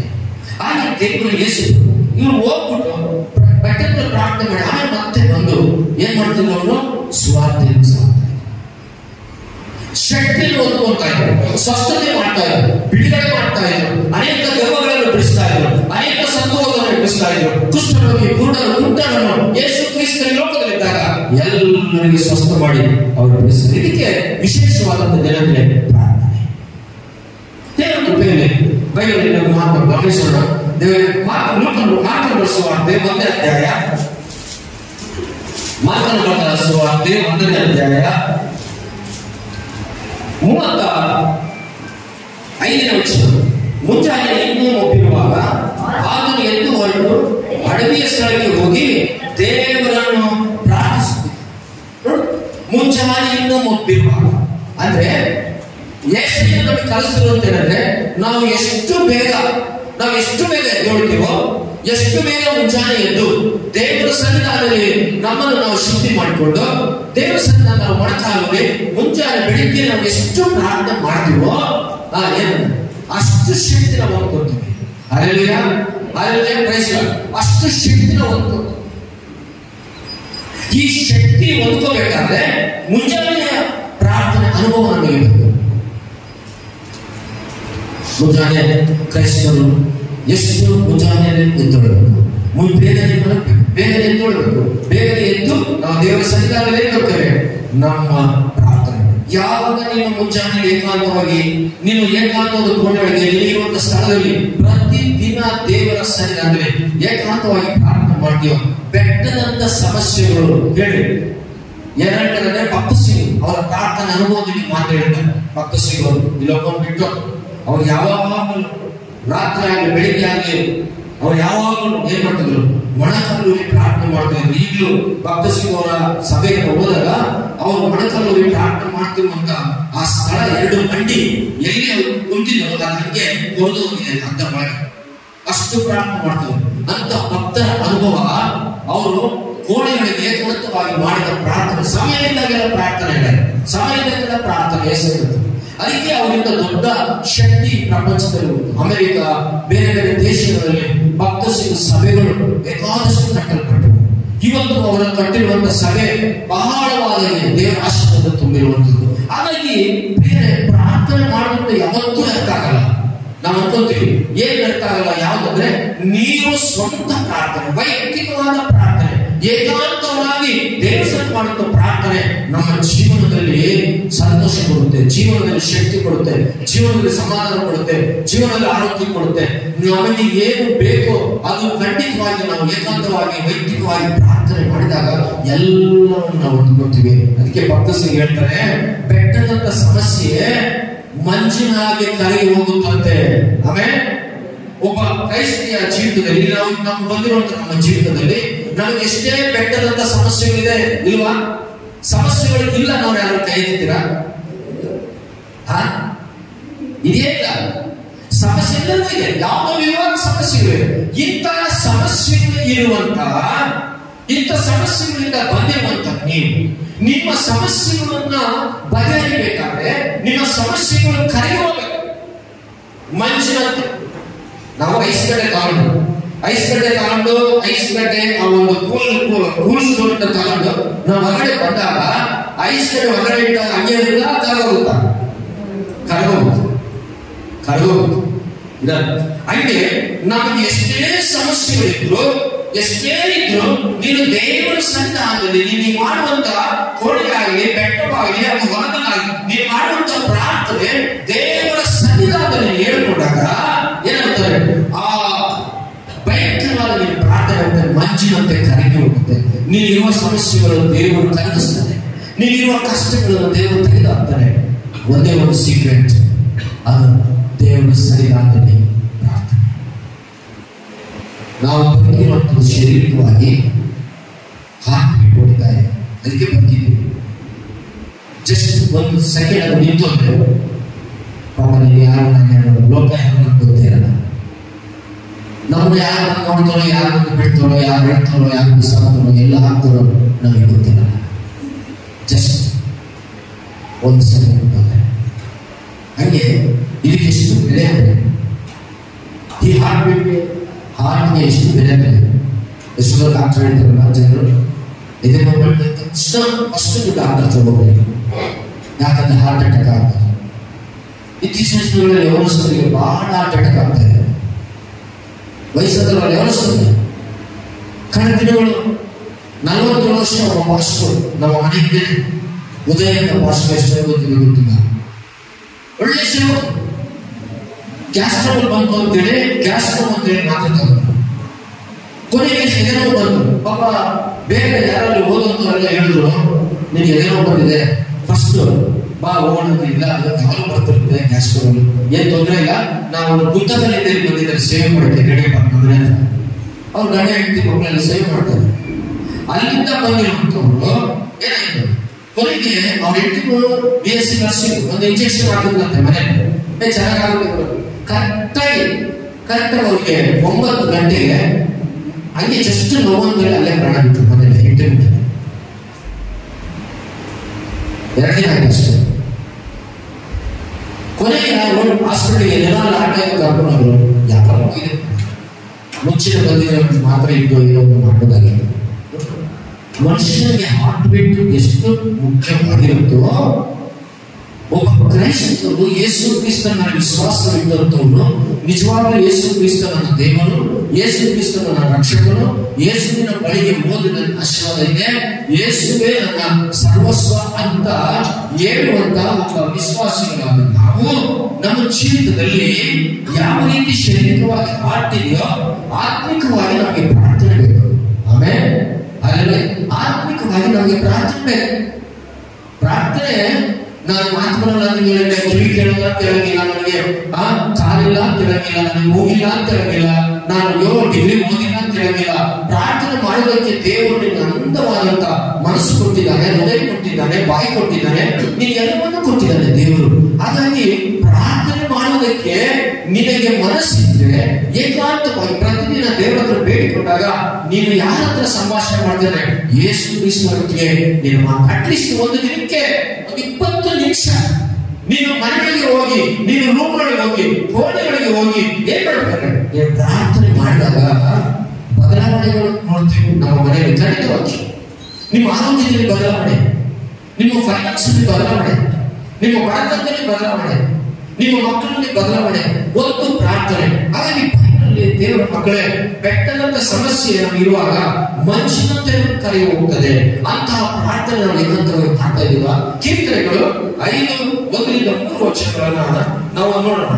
ಭಕ್ತನಾದ ದಾವೀದನು ಎಷ್ಟು ಶ್ರೇಷ್ಠವಾಗಿ ಆತನ ದೇವರ ಸನ್ನಿಧಾನದಲ್ಲಿ ಆತನ ಪ್ರಾರ್ಥನೆ ಗೊತ್ತಿತ್ತು ಹೇಳಿ. 5:3 ಯೆಹೋವನೇ, ನನ್ನ ಮಾತುಗಳಿಗೆ ಕಿವಿಗೊಡು, ನನ್ನ ಧ್ಯಾನವನ್ನು ಲಕ್ಷ್ಯಕ್ಕೆ ತಂದುಕೋ, ನನ್ನ ಅರಸೆ ನನ್ನ ದೇವರೇ, ನಿನ್ನನ್ನೇ ಪ್ರಾರ್ಥಿಸುವೆನು, ನನ್ನ ಮೊರೆಯನ್ನು ಆಲೈಸು. ಯೆಹೋವನೇ, ಉದಯ ಕಾಲದಲ್ಲಿ ನನ್ನ ಸ್ವರವನ್ನು ನಿನಗೆ ಕೇಳಿಸುವುದು, ಉದಯ ಕಾಲದಲ್ಲಿ ಪ್ರಾರ್ಥನೆಯನ್ನು ಸಮರ್ಪಿಸಿ ಸತ್ಯವನ್ನು ಎದುರು ನೋಡುತ್ತಾ ಇವೆನು. ನೋಡಿ, ಭಕ್ತನಾದ ದಾವೀದ, ಈ ಸಿಂಪಲ್ ಮ್ಯಾನ್. ದಾವೀದನ ಮಾಮೂಲು ಮನುಷ್ಯ ಅಲ್ಲ. ದಾವೀದನ ಏನೋ ಒಂದು ಕೆಲಸಕ್ಕೆ ಹೋಗಿ ಬರುವಂತವನಲ್ಲ. ದಾವೀದನು ಅರಸನು, ಲಕ್ಷಾಂತರ ಜನರನ್ನು ಆತನ ತೀರ್ಪು ಮಾಡುವಂತವನು, ಸಿಂಹಾಸನದಲ್ಲಿ ಕೂತಿರುವಂತವನು, ಹಗಲು ರಾತ್ರಿ ಜನರ ಬಗ್ಗೆ ಚಿಂತಿಸುವಂತವನು, ಹಗಲು ರಾತ್ರಿ ತನ್ನ ರಾಜ್ಯದ ಬಗ್ಗೆ ಎಲ್ಲಿ ಸೈನಿಕರು ಬರ್ತಾರೋ ಏನಾಗುತ್ತೋ ಅಂತ ಹೇಳಿ ದೇವರಲ್ಲಿ ಆತನ ಹೆಚ್ಚಾಗಿ ಸಮಯ ಇಷ್ಟು ಬಿಸಿ, ಎಷ್ಟು ಬಿಸಿ, ದಾವಿದ ಅಷ್ಟು ಫುಲ್ ಬಿಸಿ. ಆದರೆ ವಿಶ್ವಾಸಿಗಳ ಜೀವಿತದಲ್ಲಿ ಏನಾಗಿದೆ ಅಂದ್ರೆ ಅವರಿಗೆ ಇವತ್ತು ಆ ಬಿಸಿ ಲೈಫೇ ಪ್ರಾರ್ಥನೆಗಳಂತಾಗಿದೆ. ಅವರಿಗೆ ಕೆಲಸನೇ ಕೈಲಾಸ. ವಿಶ್ವಾಸಿಯ ಜೀವಿತದಲ್ಲಿ ಅವರಿಗೆ ಬಂಧಗಳೇ ದೊಡ್ಡ ಕೈಲಾಸ. ಆ ವಿಶ್ವಾಸಿಯ ಜೀವಿತದಲ್ಲಿ ಅವರಿಗೆ ಯಾವಾಗಲೂ ಬರೀ ಓಡಾಡಲೇ ಅವರಿಗೊಂದು ಕೈಲಾಸ. ಅವರಿಗೆ ದೇವರ ಸನ್ನಿಧಾನದಲ್ಲಿ ವಿಶ್ವಾಸಿಗಳು ದಿನನಿತ್ಯ ಅರ್ಧ ಗಂಟೆ ಅಥವಾ 20 ನಿಮಿಷ ನಿಮ್ಮ ಸನ್ನಿಧಾನದಲ್ಲಿ ನಿಮಗೆ ಕೊಟ್ಟಂತ ಉನ್ನತವಾದ ಸ್ಥಳ, ಅದು ಯಾವುದೇ ರೂಮ್ ಇರ್ಬೋದು, ಅಲ್ಲಿ ನೀವು ಪ್ರಾರ್ಥನೆ ಮಾಡುವಂತ ಅನುಭವ ಇದೆಯಾ? ಈ ಅನುಭವ ಇದ್ದು ನಿಮ್ಗೆ ಆಶೀರ್ವಾದ ಇದೆಯಾ? ಎಂತ ದೇವರು ಅಂತೇಳಿ ಸರ್ವಲೋಕವನ್ನು ಸೃಷ್ಟಿ ಮಾಡಿದ ದೇವರನ್ನು ನಂಬಿದ್ದೇವೆ. ನಮಗೋಸ್ಕರ ಕಲ್ವರಿ ಕ್ರೂಚಿಯಲ್ಲಿ ಪ್ರಾಣವನ್ನು ಕೊಟ್ಟು ಸತ್ತು ಸಮಾಧಿ ಉಳಿಪಟ್ಟು ತಿರುಗಿ ಎದ್ದುವಂತ ಯೇಸು ಕ್ರಿಸ್ತನನ್ನು ನಂಬಿದ್ದೇವೆ. ಮರಣವನ್ನು ಜಯಿಸಿದಂತ ಯೇಸುವನ್ನು ನಂಬಿದ್ದೇವೆ. ಈ ಲೋಕಕ್ಕೆ ಮತ್ತೆ ತೀರ್ಪು ಮಾಡುವಂತ ದೇವರು ಈ ಲೋಕಕ್ಕೆ ನಿನಗೋಸ್ಕರ, ನಮಗೋಸ್ಕರ, ಈ ಲೋಕದ ಜನರಿಗೋಸ್ಕರ ತಿರುಗಿ ಬರುವಂತ ಯೇಸುವನ್ನು ನಂಬಿದ್ದೇವೆ. Is not simple God, is not idol, is the living God. ಆತನು ಸದಾ ಜೀವಿಸುವಂತ ದೇವರನ್ನು ನಂಬಿದ್ದೇವೆ. ಅಂತ ಜೀವಿಸುವಂತ ದೇವರ ಬಳಿಯಲ್ಲಿ ನೀನು ಎಷ್ಟು ಗಂಟೆಗಳ ಕಾಲ ದೇವರ ಸನ್ನಿಧಾನದಲ್ಲಿ ನೀನು ಮಾತನಾಡ್ತಾ ಇದೆಯಾ? ಎಷ್ಟು ಗಂಟೆಗಳ ಕಾಲ ದೇವರ ಸನ್ನಿಧಾನದಲ್ಲಿ ಪ್ರಾರ್ಥಿಸ್ತಾ ಇದೆಯಾ? ನಿನ್ನ ಕೆಲಸವೇ ನಿನಗೆ ಪ್ರಾರ್ಥನೆ ಇದೆಯಾ? ನಿಮ್ಮ ಹಣವೇ, ನಿಮ್ಮ ಜೀವಿತವೇ, ನೀವೇ, ನಿಮಗಿರುವಂತ ಎಲ್ಲ ನಿಮಗೆ ಬಿಸಿಬೇಕಾಗೋಗಿದೆಯಾ? ಹಾಗಾದ್ರೆ ನೀವು ಯಾವ ಆಶೀರ್ವಾದ ಹೊಂದಬೇಕು? ನೀನು ಯಾವ ಅಭಿವೃದ್ಧಿ ಹೊಂದಬೇಕು? ನಿನ್ನ ಸಮಸ್ಯೆಗಳು ಯಾವಾಗ ಕರೆಗೆ ಹೋಗ್ಬೇಕು? ನಿನಗೆ ಜ್ಞಾನ ಬೇಕು. ನಿನ್ನ ಕುಟುಂಬವನ್ನು ಪರಿಪಾಲಿಸೋದಕ್ಕೆ, ನಿನ್ನ ಮಗಳನ್ನು ಸರಿ ಮಾಡೋದಕ್ಕೆ, ನಿನ್ನ ಮಗನನ್ನು ಸರಿ ಮಾಡೋದಕ್ಕೆ, ನಿನ್ನ ಕುಟುಂಬವನ್ನು ಬೆಳೆಸೋದಕ್ಕೆ, ನಿನ್ನ ಸಭೆಯಲ್ಲಿ ಬೆಳೆಯುವುದಕ್ಕೆ ನಿನಗೆ ಕೊಟ್ಟಂತ ಹಣವನ್ನು ಯಾವ ರೀತಿ ಉಪಯೋಗಿಸಬೇಕು, ಈ ಲೋಕದ ಜನರ ಮಧ್ಯದಲ್ಲಿ ಯಾರು ಯಾವ ರೀತಿ ಇದ್ದಾರೋ ಅವರ ಬಳಿ ಹೇಗಿರಬೇಕು, ಈ ಜ್ಞಾನವನ್ನು ನಿನಗೆ ಬೇಡವಾ? ಈ ಜ್ಞಾನ ನೀನು ಹೊಂದ್ಕೋಬೇಕಾದ್ರೆ ನೀನು ಸುಮ್ಮನೆ ಒಳಗೊಳಗೆ ಎಲ್ಲ ಮಾಡಿದ್ರೆ ಪ್ರಯೋಜನ ಇಲ್ಲ. ನಿನ್ನ ಜೀವಿತದಲ್ಲಿ ಈ ಜ್ಞಾನವನ್ನು ನಿನ್ನ ಸ್ವಭಾವಕ್ಕೆ ಆಧಾರ ಮಾಡಿಕೊಂಡ್ರೆ ನೀನು ಉದ್ಧಾರ ಆಗೋದಿಲ್ಲ. ದೇವರ ಸನ್ನಿಧಾನದಲ್ಲಿ ನೀವೇನ್ ಮಾಡ್ತೇವೆ? ವೈಯಕ್ತಿಕವಾಗಿ ಏಕಾಂತವಾಗಿ ನೀನು ಕಣ್ಣೀರಿಟ್ಟು ಪ್ರಾರ್ಥನೆ ಮಾಡು. ಬೇರೆ ವಿಷಯ ಪಕ್ಕ ಕೇಳು. ನಿನಗಾಗಿ, ನಿನ್ನ ಕುಟುಂಬಕ್ಕಾಗಿ ನೀನು ಕಣ್ಣೀರಿಡು. ನಿನ್ನ ಮಗಳಿಗಾಗಿ, ನಿನ್ನ ಮಗಳಿಗಾಗಿ ಕಣ್ಣೀರಿಡು. ಎಂತ ಕಣ್ಣೀರು? ನೀನು ಅವರನ್ನು ಬದಲಾಯಿಸುವಂತ ಜ್ಞಾನವನ್ನು ಕೊಡು. ಅಷ್ಟ ಕೇಳು. ಕವರ್ ಮಾಡೋ ಜ್ಞಾನ ಬೇಡಪ್ಪ. ನಾನು ನನ್ನ ಮಗಳನ್ನು ಬದಲಾಯಿಸ, ನನ್ನ ಮಗಳನ್ನು ಬದಲಾಯಿಸ, ನನ್ನ ತಮ್ಮನನ್ನು ಬದಲಾಯಿಸ, ನನ್ನ ಕುಟುಂಬವನ್ನು ಬದಲಾಯಿಸ, ನನ್ನ ಸಮಯವನ್ನು ಬದಲಾಯಿಸ. ನಾನು ಕಾರಣೆ ನಮ್ಮ ಕುಟುಂಬ ದೇವಾ ಕೊನೆಯ ಕುಟುಂಬವಾಗಿ ಕರ್ತನೆ ನಾವು ಅಭಿವೃದ್ಧಿ ಹೊಂದುವಂತ, ನೋಹನ ಕುಟುಂಬದ ಹಾಗೆ ಕರ್ತನೆ ರಕ್ಷಿಸಲ್ಪಡುವಂತ, ಯೋಗನ ಕುಟುಂಬದ ಹಾಗೆ ನಮ್ಮ ಮಕ್ಕಳು ನಾವು ಕರ್ತನೆ ಮೊದಲು ಸರಿಯಾದ ರೀತಿ ಜೀವಿಸುವ ಹಾಗೆ ಜ್ಞಾನ ಕೊಡಪ್ಪ. ಕೇಳ್ತಾ ಇದೆಯಾ? ಎಷ್ಟು ಸಮಯ ದೇವರಿಗೆ ನಾವು ಪ್ರಾರ್ಥನೆಯಲ್ಲಿ ಸಮಯ ಕೊಡ್ತೀವಿ? ಅಸಲು ದೇವರು ಇಲ್ಲ ಅಂದ್ರೆ, ಕ್ರಿಸ್ತನ ಇಲ್ಲ ಅಂದ್ರೆ, ದೇವರು ನಿಮಗೆ ಟಕ್ ಟಕ್ ಅಂತ ಹೃದಯದಲ್ಲಿ ಆಶೆ ಕೊಡ್ಲಿಲ್ಲ ಅಂದ್ರೆ ಏನ್ ಮಾಡ್ತೀವಿ ನಾವು? ಹೇಳಿ. ಸಮಸ್ಯೆ ಇಲ್ಲದವರು ಯಾರಿದ್ದಾರೆ? ಎಲ್ಲರಿಗೂ ಸಮಸ್ಯೆ ಇದೆ. ಈ ಸಮಸ್ಯೆಯು ಕರೆಗೆ ಹೋಗ್ಬೇಕಂದ್ರೆ ಇದು ದೇವರ ಸನ್ನಿಧಾನ ಏನ್ ಮಾಡ್ತೀನಿ? ದಾವಿದು ಏನ್ ಮಾಡ್ತೀನಿ? ನನ್ನ ಮಾತುಗಳು ಕಿವಿಗೊಡಪ್ಪ, ಪ್ರಾರ್ಥನೆ ಮಾಡ್ತೇನೆ. ನನ್ನ ಧ್ಯಾನವನ್ನು ಯೇಸುವೇ ತಂದೆ ಲಕ್ಷ್ಯಕ್ಕೆ ತಂದು ನನ್ನ ಅರಸನೆ, ನನ್ನ ದೇವರೇ ನಿನ್ನನ್ನೇ ಪ್ರಾರ್ಥಿಸುತ್ತೇನೆ. ದಾವಿದನು ಹೋಗಿ ಸೊಲೊಮೋನನಿಗೆ ಹೇಳಿದ, ದಾವಿದನು ಹೋಗಿ ಇನ್ನೊಬ್ಬನಿಗೆ ಹೇಳಿದ, ದಾವಿದನು ಇನ್ನೂ ರೀತಿಯಾದ ಪ್ರಾರ್ಥನೆಗಳು ಮಾಡಿಲ್ಲ. ದಾವಿದನ ಪ್ರಾರ್ಥನೆ, ನನ್ನ ಅರಸೆ, ನನ್ನ ದೇವರೇ ನಿನ್ನನ್ನೇ ಪ್ರಾರ್ಥಿಸುವೆನು, ನನ್ನ ಮೊರೆಯನ್ನು ಆಲಿಸು, ಸ್ವರವನ್ನು ಕೇಳಿಸುವುದು ಉದಯ ಕಾಲದಲ್ಲಿ, ನನ್ನ ಸ್ವರವನ್ನು ಕೇಳಿಸುವುದು ಉದಯ ಕಾಲದಲ್ಲಿ ಪ್ರಾರ್ಥಿಸುವೆನು, ಸಮರ್ಪಿಸಿ ತದುತ್ವವನ್ನು ದಯಪಾಲಿಸು. ಒಬ್ಬ ಕ್ರೈಸ್ತಿಯ ಜೀವಿತದಲ್ಲಿ ಬೇಕಾಗಿರುವಂಥದ್ದು ಮುಂಜಾನೆ ಎದ್ದು ಪ್ರಾರ್ಥನೆ. ನಿನಗೆ 3 ಗಂಟೆ ಚಿಂತೆ ಆಯ್ತಾ ರಾತ್ರಿ? ಗುಡ್. ಎದ್ದೆ ಮುಖದ ಫ್ರೆಶ್. ನೀನಿರುವಂತ ರೂಮಲ್ಲಿ, ನೀನಿರುವಂತ ಕೋಣೆಯಲ್ಲಿ ಅಥವಾ ನೀನಿರುವಂತ ಅಡಿಗೆ ಮನೆ, ನೋ ಪ್ರಾಬ್ಲಮ್. ಸ್ಥಳಕ್ಕಲ್ಲ, ನಿನಗೆ ಏಕಾಂತವಾಗಿ ನೀನು ಮಾತ್ರ ನುಡಿ, ನೀನು ಮುಂಚೆಯಲ್ಲಿ ಪ್ರಾರ್ಥನೆ ಮಾಡಿದ್ಯಾ? ಅನುಭವಗಳು ಇದೆಯಾ? ಒಬ್ಬ ಕ್ರಿಸ್ತನ ಅಂತ ರೀತಿಯ ರೀತಿಯಾಗಿ ಮಾಡಿದ್ರೆ ಅವರ ಜೀವನದಲ್ಲಿ ಯಾವತ್ತೂ ಯಾವ ಕೊರತೆಗಳನ್ನು ಇರೋದಿಲ್ಲ. ನಾವು ದೇವರ ಜೊತೆ ಇಟ್ಕೊಂಡು ಹೇಳ್ತೀವಿ, ನೀವು ಖಂಡಿತವಾಗಿ ನೀವು ಮುಂಚಾನೆ ಎದ್ದು ನೀವು 3 ಗಂಟೆ ಎಚ್ಚರ ಆಗುತ್ತಾ, 2 ಗಂಟೆ ಎಚ್ಚರ ಆಗುತ್ತಾ, ಅಸೋ ರಾತ್ರಿ ನಿದ್ದೆ ಬರಲ್ಲ, ದೇವರ ಸ್ತೋತ್ರ ಹೇಳಿ. ಬಹಳ ಜನ ನಿದ್ದೆ ಬರಲ್ಲ, ದೇವರ ಸ್ತೋತ್ರ. ನಿದ್ದೆ ಬರಲಿಲ್ವಾ? ನಿದ್ದೆ ಬರಲಿಲ್ವಾ? ನಿನ್ನ ನಿದ್ದೆಗ ನಿಂತಿರೋದಕ್ಕಾಗಿ ದೇವರ ಸನ್ನಿಧಾನದಲ್ಲಿ ಪ್ರಾರ್ಥನೆ ಮನಸ್ಸನ್ನು ಬಯಲೋದು. ಎಷ್ಟು ಆಶೀರ್ವಾದ ದೇವರು ಪ್ರಭು ಕೊಡ್ತಾರೆ. ಆ ರೀತಿಯಾಗಿ ದಾವಿದರು ಏನಂದ್ರೆ ಉದಯ ಕಾಲದಲ್ಲಿ ಪ್ರಾರ್ಥನೆ ಸಮರ್ಪಿಸಿ ಸಂತರು ಎದುರು ನೋಡುತ್ತೇವೆ ಎಂಬುದಾಗಿ ದಾವಿದನ ಪ್ರಾರ್ಥನೆ. ನಿಮಗೆಲ್ಲ ಗೊತ್ತಿರುವಾಗ ಯೋಗಿ ಏನ್ ಮಾಡ್ತಿದ್ದ?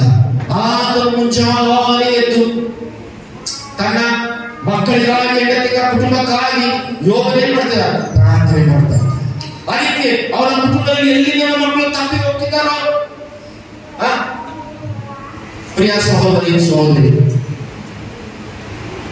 ಪ್ರಿಯ ದೇವರ ಮಕ್ಕಳೇ, ಇವತ್ತು ನಾವು ದೇವರ ಸನ್ನಿಧಾನದಲ್ಲಿ ಮನೆಯಲ್ಲಿರುವಂತ ಹಿರಿಯರಾದ ನಾವು, ಜವಾಬ್ದಾರಿಯುಳ್ಳಂತ ನಾವು, ಮುಂಜಾನೆ ಬೆಳಿಗ್ಗೆ ನಾವು ಎದ್ದು ಬೆಳಿಗ್ಗೆ 8 ಮೊಬೈಲ್, ಬೆಳಿಗ್ಗೆ 8 ಬೇರೆ ಬೇರೆ, ಬೆಳಿಗ್ಗೆ 8 ನೀನು ಅವೆಲ್ಲವನ್ನು ದೇವರ ಸನ್ನಿಧಾನದ ಪಕ್ಕಕ್ಕೆ ಇತ್ತು. ಮೊದಲು ನಿನಗೆ ಆಯುಷ್ಯವನ್ನು ಕೊಟ್ಟು ನಿನ್ನನ್ನು ಬೆಳೆಸ್ತಿರುವಂತ, ಪ್ರೀತಿಸ್ತಿರುವಂತ, ಪ್ರಾಣ ಕೊಟ್ಟು ಎದ್ದು ಬಲವಾಗಿರುವಂತ ಕ್ರಿಸ್ತನ ಸನ್ನಿಧಾನದಲ್ಲಿ ನೀನು ಪರಿಶುದ್ಧ ಬೈಬಲನ್ನು ಹಿಡ್ಕೊಂಡು ಮುಂಜಾನೆ ಎದ್ದು ಪ್ರಾರ್ಥನೆ ಮಾಡ್ತಾ ಇರುವಂತ ಅನುಭವ ನಿನ್ನ ಕುಟುಂಬಕ್ಕಿದೆಯಾ? ಯೋಗ ಎಷ್ಟು ದೊಡ್ಡ ರಿಚ್ ಮ್ಯಾನ್, ಉಚ್ಚ ದೇಶದ ಹಾಕುವಂತ ದುಡ್ಡು, ಆಸ್ತಿ, ಹಣ, ಅಂತಸ್ತು ಇರುವಂತವ್ರು ಯಾರಿಲ್ಲ. ದನಕರುಗಳು ಬೇಕಾದಷ್ಟು ಭೂಮಿ, ಎಷ್ಟು ರಿಚ್ ಅಂದ್ರೆ ಅಷ್ಟು ದೊಡ್ಡ ಆಸ್ತಿ ಯೋಗ ಅಂತವನು ಏನಂತೆ, ನಮ್ಗೆ ಆಸ್ತಿ ಇದೆ, ನನಗೆ ಅಂತಸ್ತಿದೆ, ನಮಗೆಲ್ಲ ಇದೆ ಆಗಲಿಲ್ಲ. ಆತನು ದೇವರ ಸನ್ನಿಧಾನದಲ್ಲಿ ಎಷ್ಟೋ ಕೆಲಸಗಾರರು ಎಲ್ಲರಿಗೂ ಆದರೆ ದೇವರ ಸನ್ನಿಧಾನದಲ್ಲಿ ಮುಂಜಾನೆ ಎದ್ದು ತನಗಾಗಿ, ತನ್ನ ಮಕ್ಕಳಿಗಾಗಿ, ತನ್ನ ಕುಟುಂಬಕ್ಕಾಗಿ ದೇವರ ಸನ್ನಿಧಾನದಲ್ಲಿ ಪ್ರಾರ್ಥನೆ ಮಾಡುವ ಅನುಭವ. ಅದರಷ್ಟು ಬೆಳೆಯಲಿಕ್ಕೆ ಕಾರಣ ಏನು? Just secret.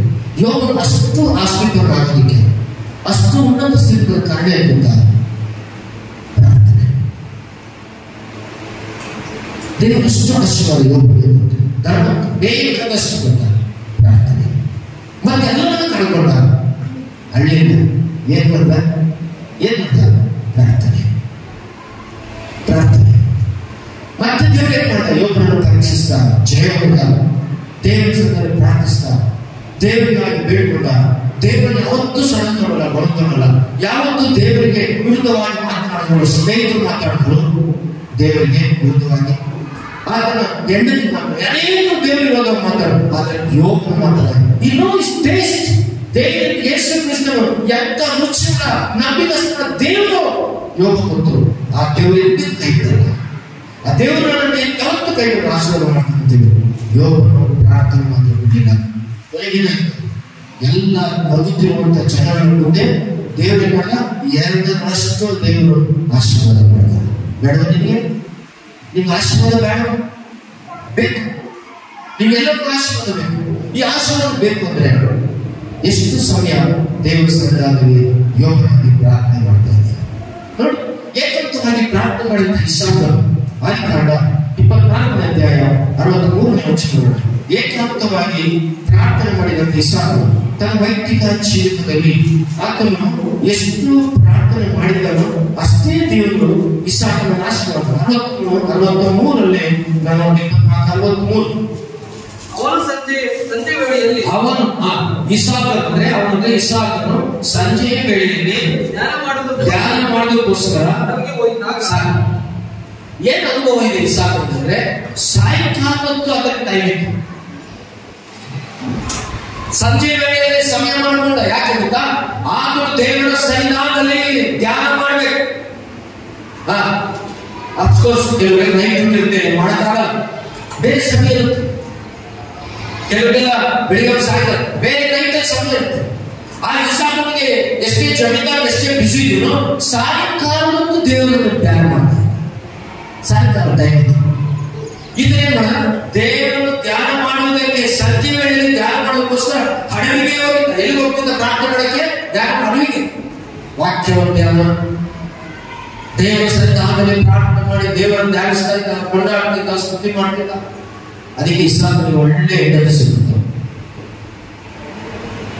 ಏನೇ ಯೌವನ ಪ್ರಾಯದಲ್ಲಿ ಇಸಾಕ ಆತನಿಗೆ ಹೆಣ್ಣು ನೋಡಲು ಹೋಗಿದ್ದಾರೆ. ಆ ಇಸಾಕನು ದೇವರ ಸನ್ನಿಧಾನದಲ್ಲಿ ಪ್ರಾರ್ಥನೆ ಅನುಭವ ಇದೆ. ಆತನು ಯೌವನ ಪ್ರಾಯದಲ್ಲಿ ಏಕಾಂತವಾಗಿ ಸಂಜೆಗಳಲ್ಲಿ ಆತನ ಅಡಿಗೆಯಲ್ಲಿ ಪ್ರಾರ್ಥನೆ ಮಾಡುತ್ತಾನೆ. ಆತನ ಪ್ರಾರ್ಥನೆಗೆ ಒಳ್ಳೆ ಜೋಡಿ ಸಿಕ್ತು, ಒಳ್ಳೆ ಹುಡುಗಿ ಸಿಗುತ್ತೆ, ಮದುವೆ ಆಗುತ್ತೆ. ಅಷ್ಟೇ ಅಲ್ಲ, ಇಸಾಕನು ಬಹುದಾನವಂತ. ಇಸಾಕನು ಎಲ್ಲಿ ಹೋದ ಅಲ್ಲಿ ಅಭಿವೃದ್ಧಿಯನ್ನು ಹೊಂದುತ್ತಾ ಇಲ್ಲ, ಅಭಿವೃದ್ಧಿಯನ್ನು ಹೊಂದುತ್ತಾ ಇಲ್ಲ. ಎಲ್ಲಿ ಹೋದ, ಎಲ್ಲಿ ಹೊಲದಲ್ಲಿ ಆತನ ಆ ಕಾಲದಲ್ಲಿ ಹೊಲ ಗದ್ದೆ, ಆ ಕಾಲದಲ್ಲಿ ಬೆಳೀತಾ ಇದ್ರು.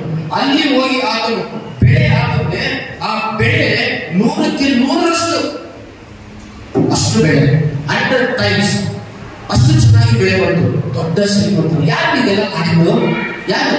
ಭೂಪರ್ವತ ಸೃಷ್ಟಿಕರ್ತನ ದೇವರು. ಯಾರು ಇಸಾಕನ ದೇವರ ಆಶೀರ್ವಾದ ಮಾಡಿದ್ರೆ ಇಸಾಕನಿಗೂ ದೇವರಿಗಿದ್ದಂತ ಸಂಬಂಧ, ಧ್ಯಾನ, ಪ್ರಾರ್ಥನೆ, ಪ್ರತಿ ದಿನ ಸಾಯಂಕಾಲ ದೇವರೊಟ್ಟಿಗೆ ಗಂಟೆ ಪ್ರಾರ್ಥನೆ ಮಾಡಿ ಕೇಳ್ತಾ ಇದ್ದಾರೆ. ಅದಕ್ಕೆ ಇಸಾಕನನ್ನು ದೇವರು ಧನವಂತನಾಗಿ ಮಾಡ್ದ, ಆಶೀರ್ವಾದ ಮಾಡ್ದ, ಕೊರತೆ ಮಾಡ್ದ. ಒಳ್ಳೆ ಹುಡುಗಿ ಮೌಲ್ಯ ಸಿಕ್ತು. ಇವತ್ತು ಬೇರೆ ಅನೇಕ ವ್ಯವಸ್ಥೆಗಳಿದ್ದೀರಾ. ನಿಮ್ಮ ಜೀವನದಲ್ಲಿ ಲೈಫ್ ಪಾರ್ಟ್ನರ್ ಬೇಕು ಅಂದ್ರೆ, ನಿಮ್ಗೆ ಒಳ್ಳೆ ಹುಡುಗಿ ಬೇಕು, ಮದುವೆ ಆಗಬೇಕು ಅಂದ್ರೆ ನೀವು ಕಣ್ಣೀರಿನಿಂದ ಹೆಚ್ಚಾಗಿ ಉಪವಾಸದ ಪ್ರಾರ್ಥನೆ ಮಾಡಿ. ನಿಮಗೆ ಒಳ್ಳೆ ಹುಡುಗ ಬೇಕು ಅಂದ್ರೆ ಅವರ ಮಕ್ಕಳಂತ ಅಷ್ಟೇ ನೀವು ಕಣ್ಣೀರಿನಿಂದ ಉಪಯೋಗಿಸಲು ಹೆಚ್ಚಾಗಿ ಪ್ರಾರ್ಥನೆ ಮಾಡಿ. ನಿಮಗೆ ದೇವರು ಒಳ್ಳೆ ಸಂಬಂಧವನ್ನು ಕೊಡ್ತಾರೆ. ಇಸಾಕನ ಜೀವಿತನೇ ಆತನ ಪ್ರಾರ್ಥನೆ ಮಾಡಿದ ಬೇರೆ ಬೈಬಲ್ನಲ್ಲಿ ಇನ್ನು ನಾವು ನೋಡುವುದು ಏಕಾಂತವಾಗಿ ಮತ್ತು ವೈಯಕ್ತಿಕವಾಗಿ ಪ್ರಾರ್ಥನೆಯಲ್ಲಿ ತೊಡಗಿರುತ್ತದೆ. ನಿಮ್ಮೆಲ್ಲರೂ ಗೊತ್ತಿರುವ ಹಾಗೆ ದಾನಿಯೇಲನ ಪುಸ್ತಕ 6ನೇ ಅಧ್ಯಾಯ, ದಾನಿಯೇಲನ ಪುಸ್ತಕ 6ನೇ ಅಧ್ಯಾಯ 10ನೇ ವಚನವನ್ನ ನಾವು ಓದ್ತೀವಿ. 6ನೇ ಅಧ್ಯಾಯ 10ನೇ ವಚನ.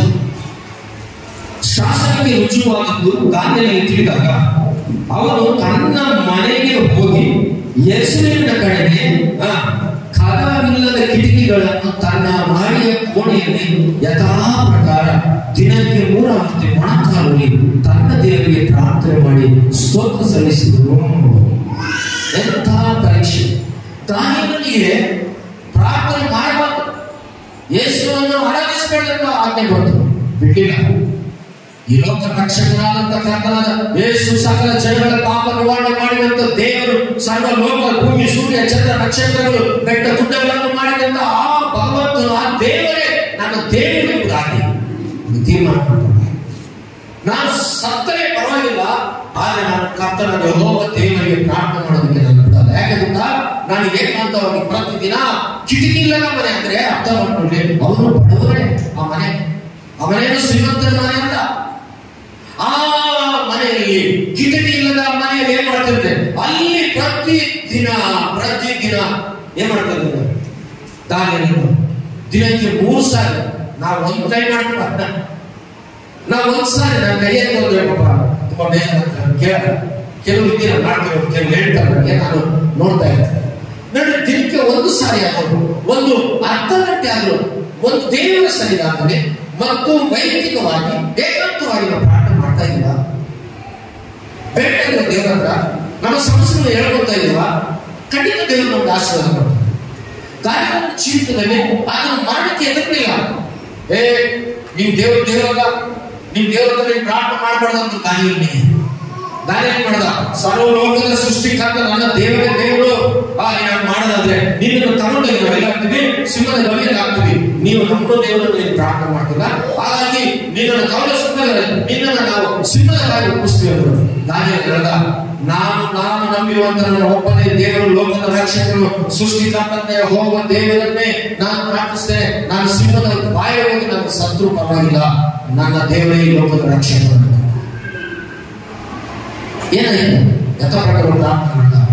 ಎಲ್ಲ ಸೈನ್ಯ ಬಂದರು, ರೂಮ್ ಹತ್ರ ಬಂದರು, ಮನೆ ಬಂದರು. ನೀನು ನಾವು ಹೇಳೋದಕ್ಕೆ ಕೇಳ್ತಿಲ್ಲ, ನಾವು ಇಟ್ಟಿರುವಂತ ಶಿಲೆ ಗೊತ್ತಿಲ್ಲ, ನಾವು ಹೇಳೋದಂತ ನೀವು ಪ್ರಾರ್ಥನೆ ಮಾಡ್ರು, ನೀವು ದೇವರಿಗೆ ಪ್ರಾರ್ಥನೆ ಮಾಡ್ತೀವಿ ಅಂತ ಹೇಳಿ ಏನ್ ಮಾಡೋದು ಅಂದ್ರೆ ತಕ್ಷಣ ಏನ್ ಮಾಡಿದ್ರು?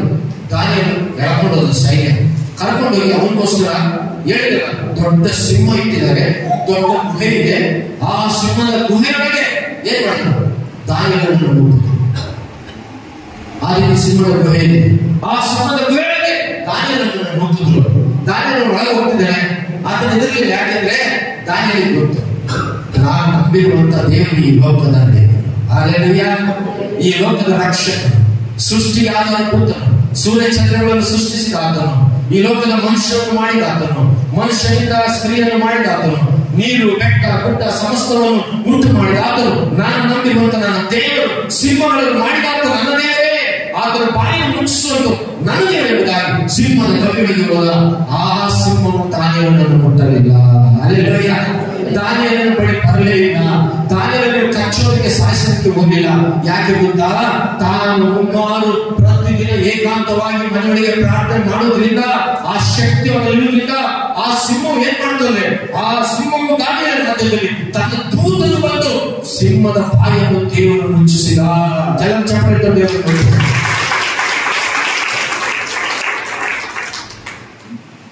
ಯಾಕೆ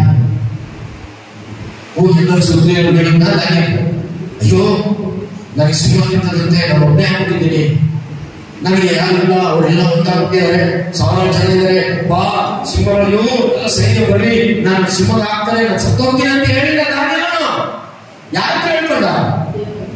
ಸರ್ವ ಲೋಕದ ಸೃಷ್ಟಿಕರ್ತನು ಸಿಂಹಗಳ ಬಾಯಿಯನ್ನು ಮುಚ್ಚಿಸುವಂತ, ಸಿಂಹವನ್ನೇ ಸೃಷ್ಟಿಸಿದಂತ, ಪ್ರಾಣಿಗಳನ್ನು ಮಾಡಿದಂತ ಈ ಲೋಕದ ಒಬ್ಬನೇ ದೇವರಾದಂತೆ ಯೇಸು ಕ್ರಿಸ್ತನ ಸಿಂಹಗಳನ್ನ ಬಾಯಿಗೆ ಮುಚ್ಚಿಸಿದ ಕಾರಣ ಪ್ರಾರ್ಥನೆ, ಏಕಾಂತವಾದಂತ ವೈಯಕ್ತಿಕವಾದಂತ ಪ್ರಾರ್ಥನೆ ದಾನಿಯೇಲನ ಜೀವಿತವೇ ಬದಲಾಯಿತು. ದಾನಿಯೇಲನ ಜೀವಿತವಲ್ಲ ಪ್ರಿಯ ಮಕ್ಕಳೇ. ಹಾಗಾಗಿ ಮನುಷ್ಯನ ಜೀವಿತದಲ್ಲಿ ಈಗ ನಮಗೆ ಯಾವ ರೀತಿ ಶರೀರಕ್ಕೆ ಈ ಒಂದು ಪೌಷ್ಟಿಕ ಆಹಾರ, ನಾವು ನೋಡಿ ನಮ್ಮ ಶರೀರಕ್ಕೆ ಏನ್ ಮಾಡ್ತೀವಿ? ಒಳ್ಳೆ ಆಹಾರ ತಿನ್ನಬೇಕು ಅಂತೀವಿ. ಶುಗರ್ ಇದೆ, ಒಳ್ಳೆ ಆಹಾರ ತಿನ್ನು. BP ಇದೆ, ಒಳ್ಳೆ ಆಹಾರ ತಿನ್ನು. ಶರೀರದಲ್ಲಿ ಇಂಥ ರೋಗ ಇದೆ, ತಿನ್ಬೇಡ, ಇದು ತಿನ್ಬೇಕು. ನಿಮಗೆ ಹೊಟ್ಟೆಯಲ್ಲಿ ಗ್ಯಾಸ್ ಇದೆ, ಗ್ಯಾಸ್ಟ್ರಿಕ್ ಊಟ ಮಾಡೋಣ. ಎಲ್ಲ ನಾವೇನ್ ಮಾಡ್ತಂದ್ರೆ, ನಾವು ಬದುಕಬೇಕೆಂಬುದಾಗಿ, ಆರೋಗ್ಯವಿರಬೇಕೆಂಬುದಾಗಿ ನಮಗೆ ತಿಳಿದ್ರಲ್ಲೇ ಇರೋದ್ರಲ್ಲೇ ನಾವೇನ್ ಮಾಡ್ತೇವೆ? ಪೌಷ್ಟಿಕ ಆಹಾರ, ಈ ಶರೀರ ಬದುಕಬೇಕೆಂಬುದಾಗಿ ಒಳ್ಳೊಳ್ಳೆ ರೀತಿಯಾದಂತ ಅಡಿಗೆಗಳನ್ನ, ಆಹಾರಗಳನ್ನ ಒಳ್ಳೆ ನಾವು ತಿಂತೀವಿ. ನಮಗೆ ವಿರೋಧವಾದಂತಹ ಆಹಾರ ತಿಂದ್ರೆ ನಮ್ಮ ಆರೋಗ್ಯ ಕೆಟ್ಟೋಗುತ್ತೆ, ನಾವು ಬದುಕಲ್ಲ. ಡಾಕ್ಟರ್ ಹೇಳಿದ್ರೆ ಇಂಥ ತಿನ್ಬೇಡ ನೋಡಿ. ಡಾಕ್ಟರ್ ಹೇಳಿದ್ರೆ ಈ ಶರೀರಕ್ಕೆ ನಾವು ಎಷ್ಟು ಮೇಂಟೈನ್ ಮಾಡ್ತೀವಿ. ಡಾಕ್ಟರ್ ಹೇಳ್ತಾರೆ ನೀನು ಟೀ ಕುಡಿಬೇಡ, ನಮ್ಮ ಶರೀರ ಮೇಂಟೈನ್ ಮಾಡ್ತೀವಿ. ಡಾಕ್ಟರ್ ಹೇಳ್ತಾರೆ ನೀನು ಪ್ರತಿದಿನ ವಾಕಿಂಗ್ ಮಾಡ್ಬೇಕು. ಯಾಕೆ ನಮ್ಮ ಶರೀರಕ್ಕೆ ಮೇಂಟೈನ್ ಮಾಡಬೇಕು, ನಾವು ಬದುಕಬೇಕು ಸ್ವಲ್ಪ ದಿನ ಅಂತೀವಿ.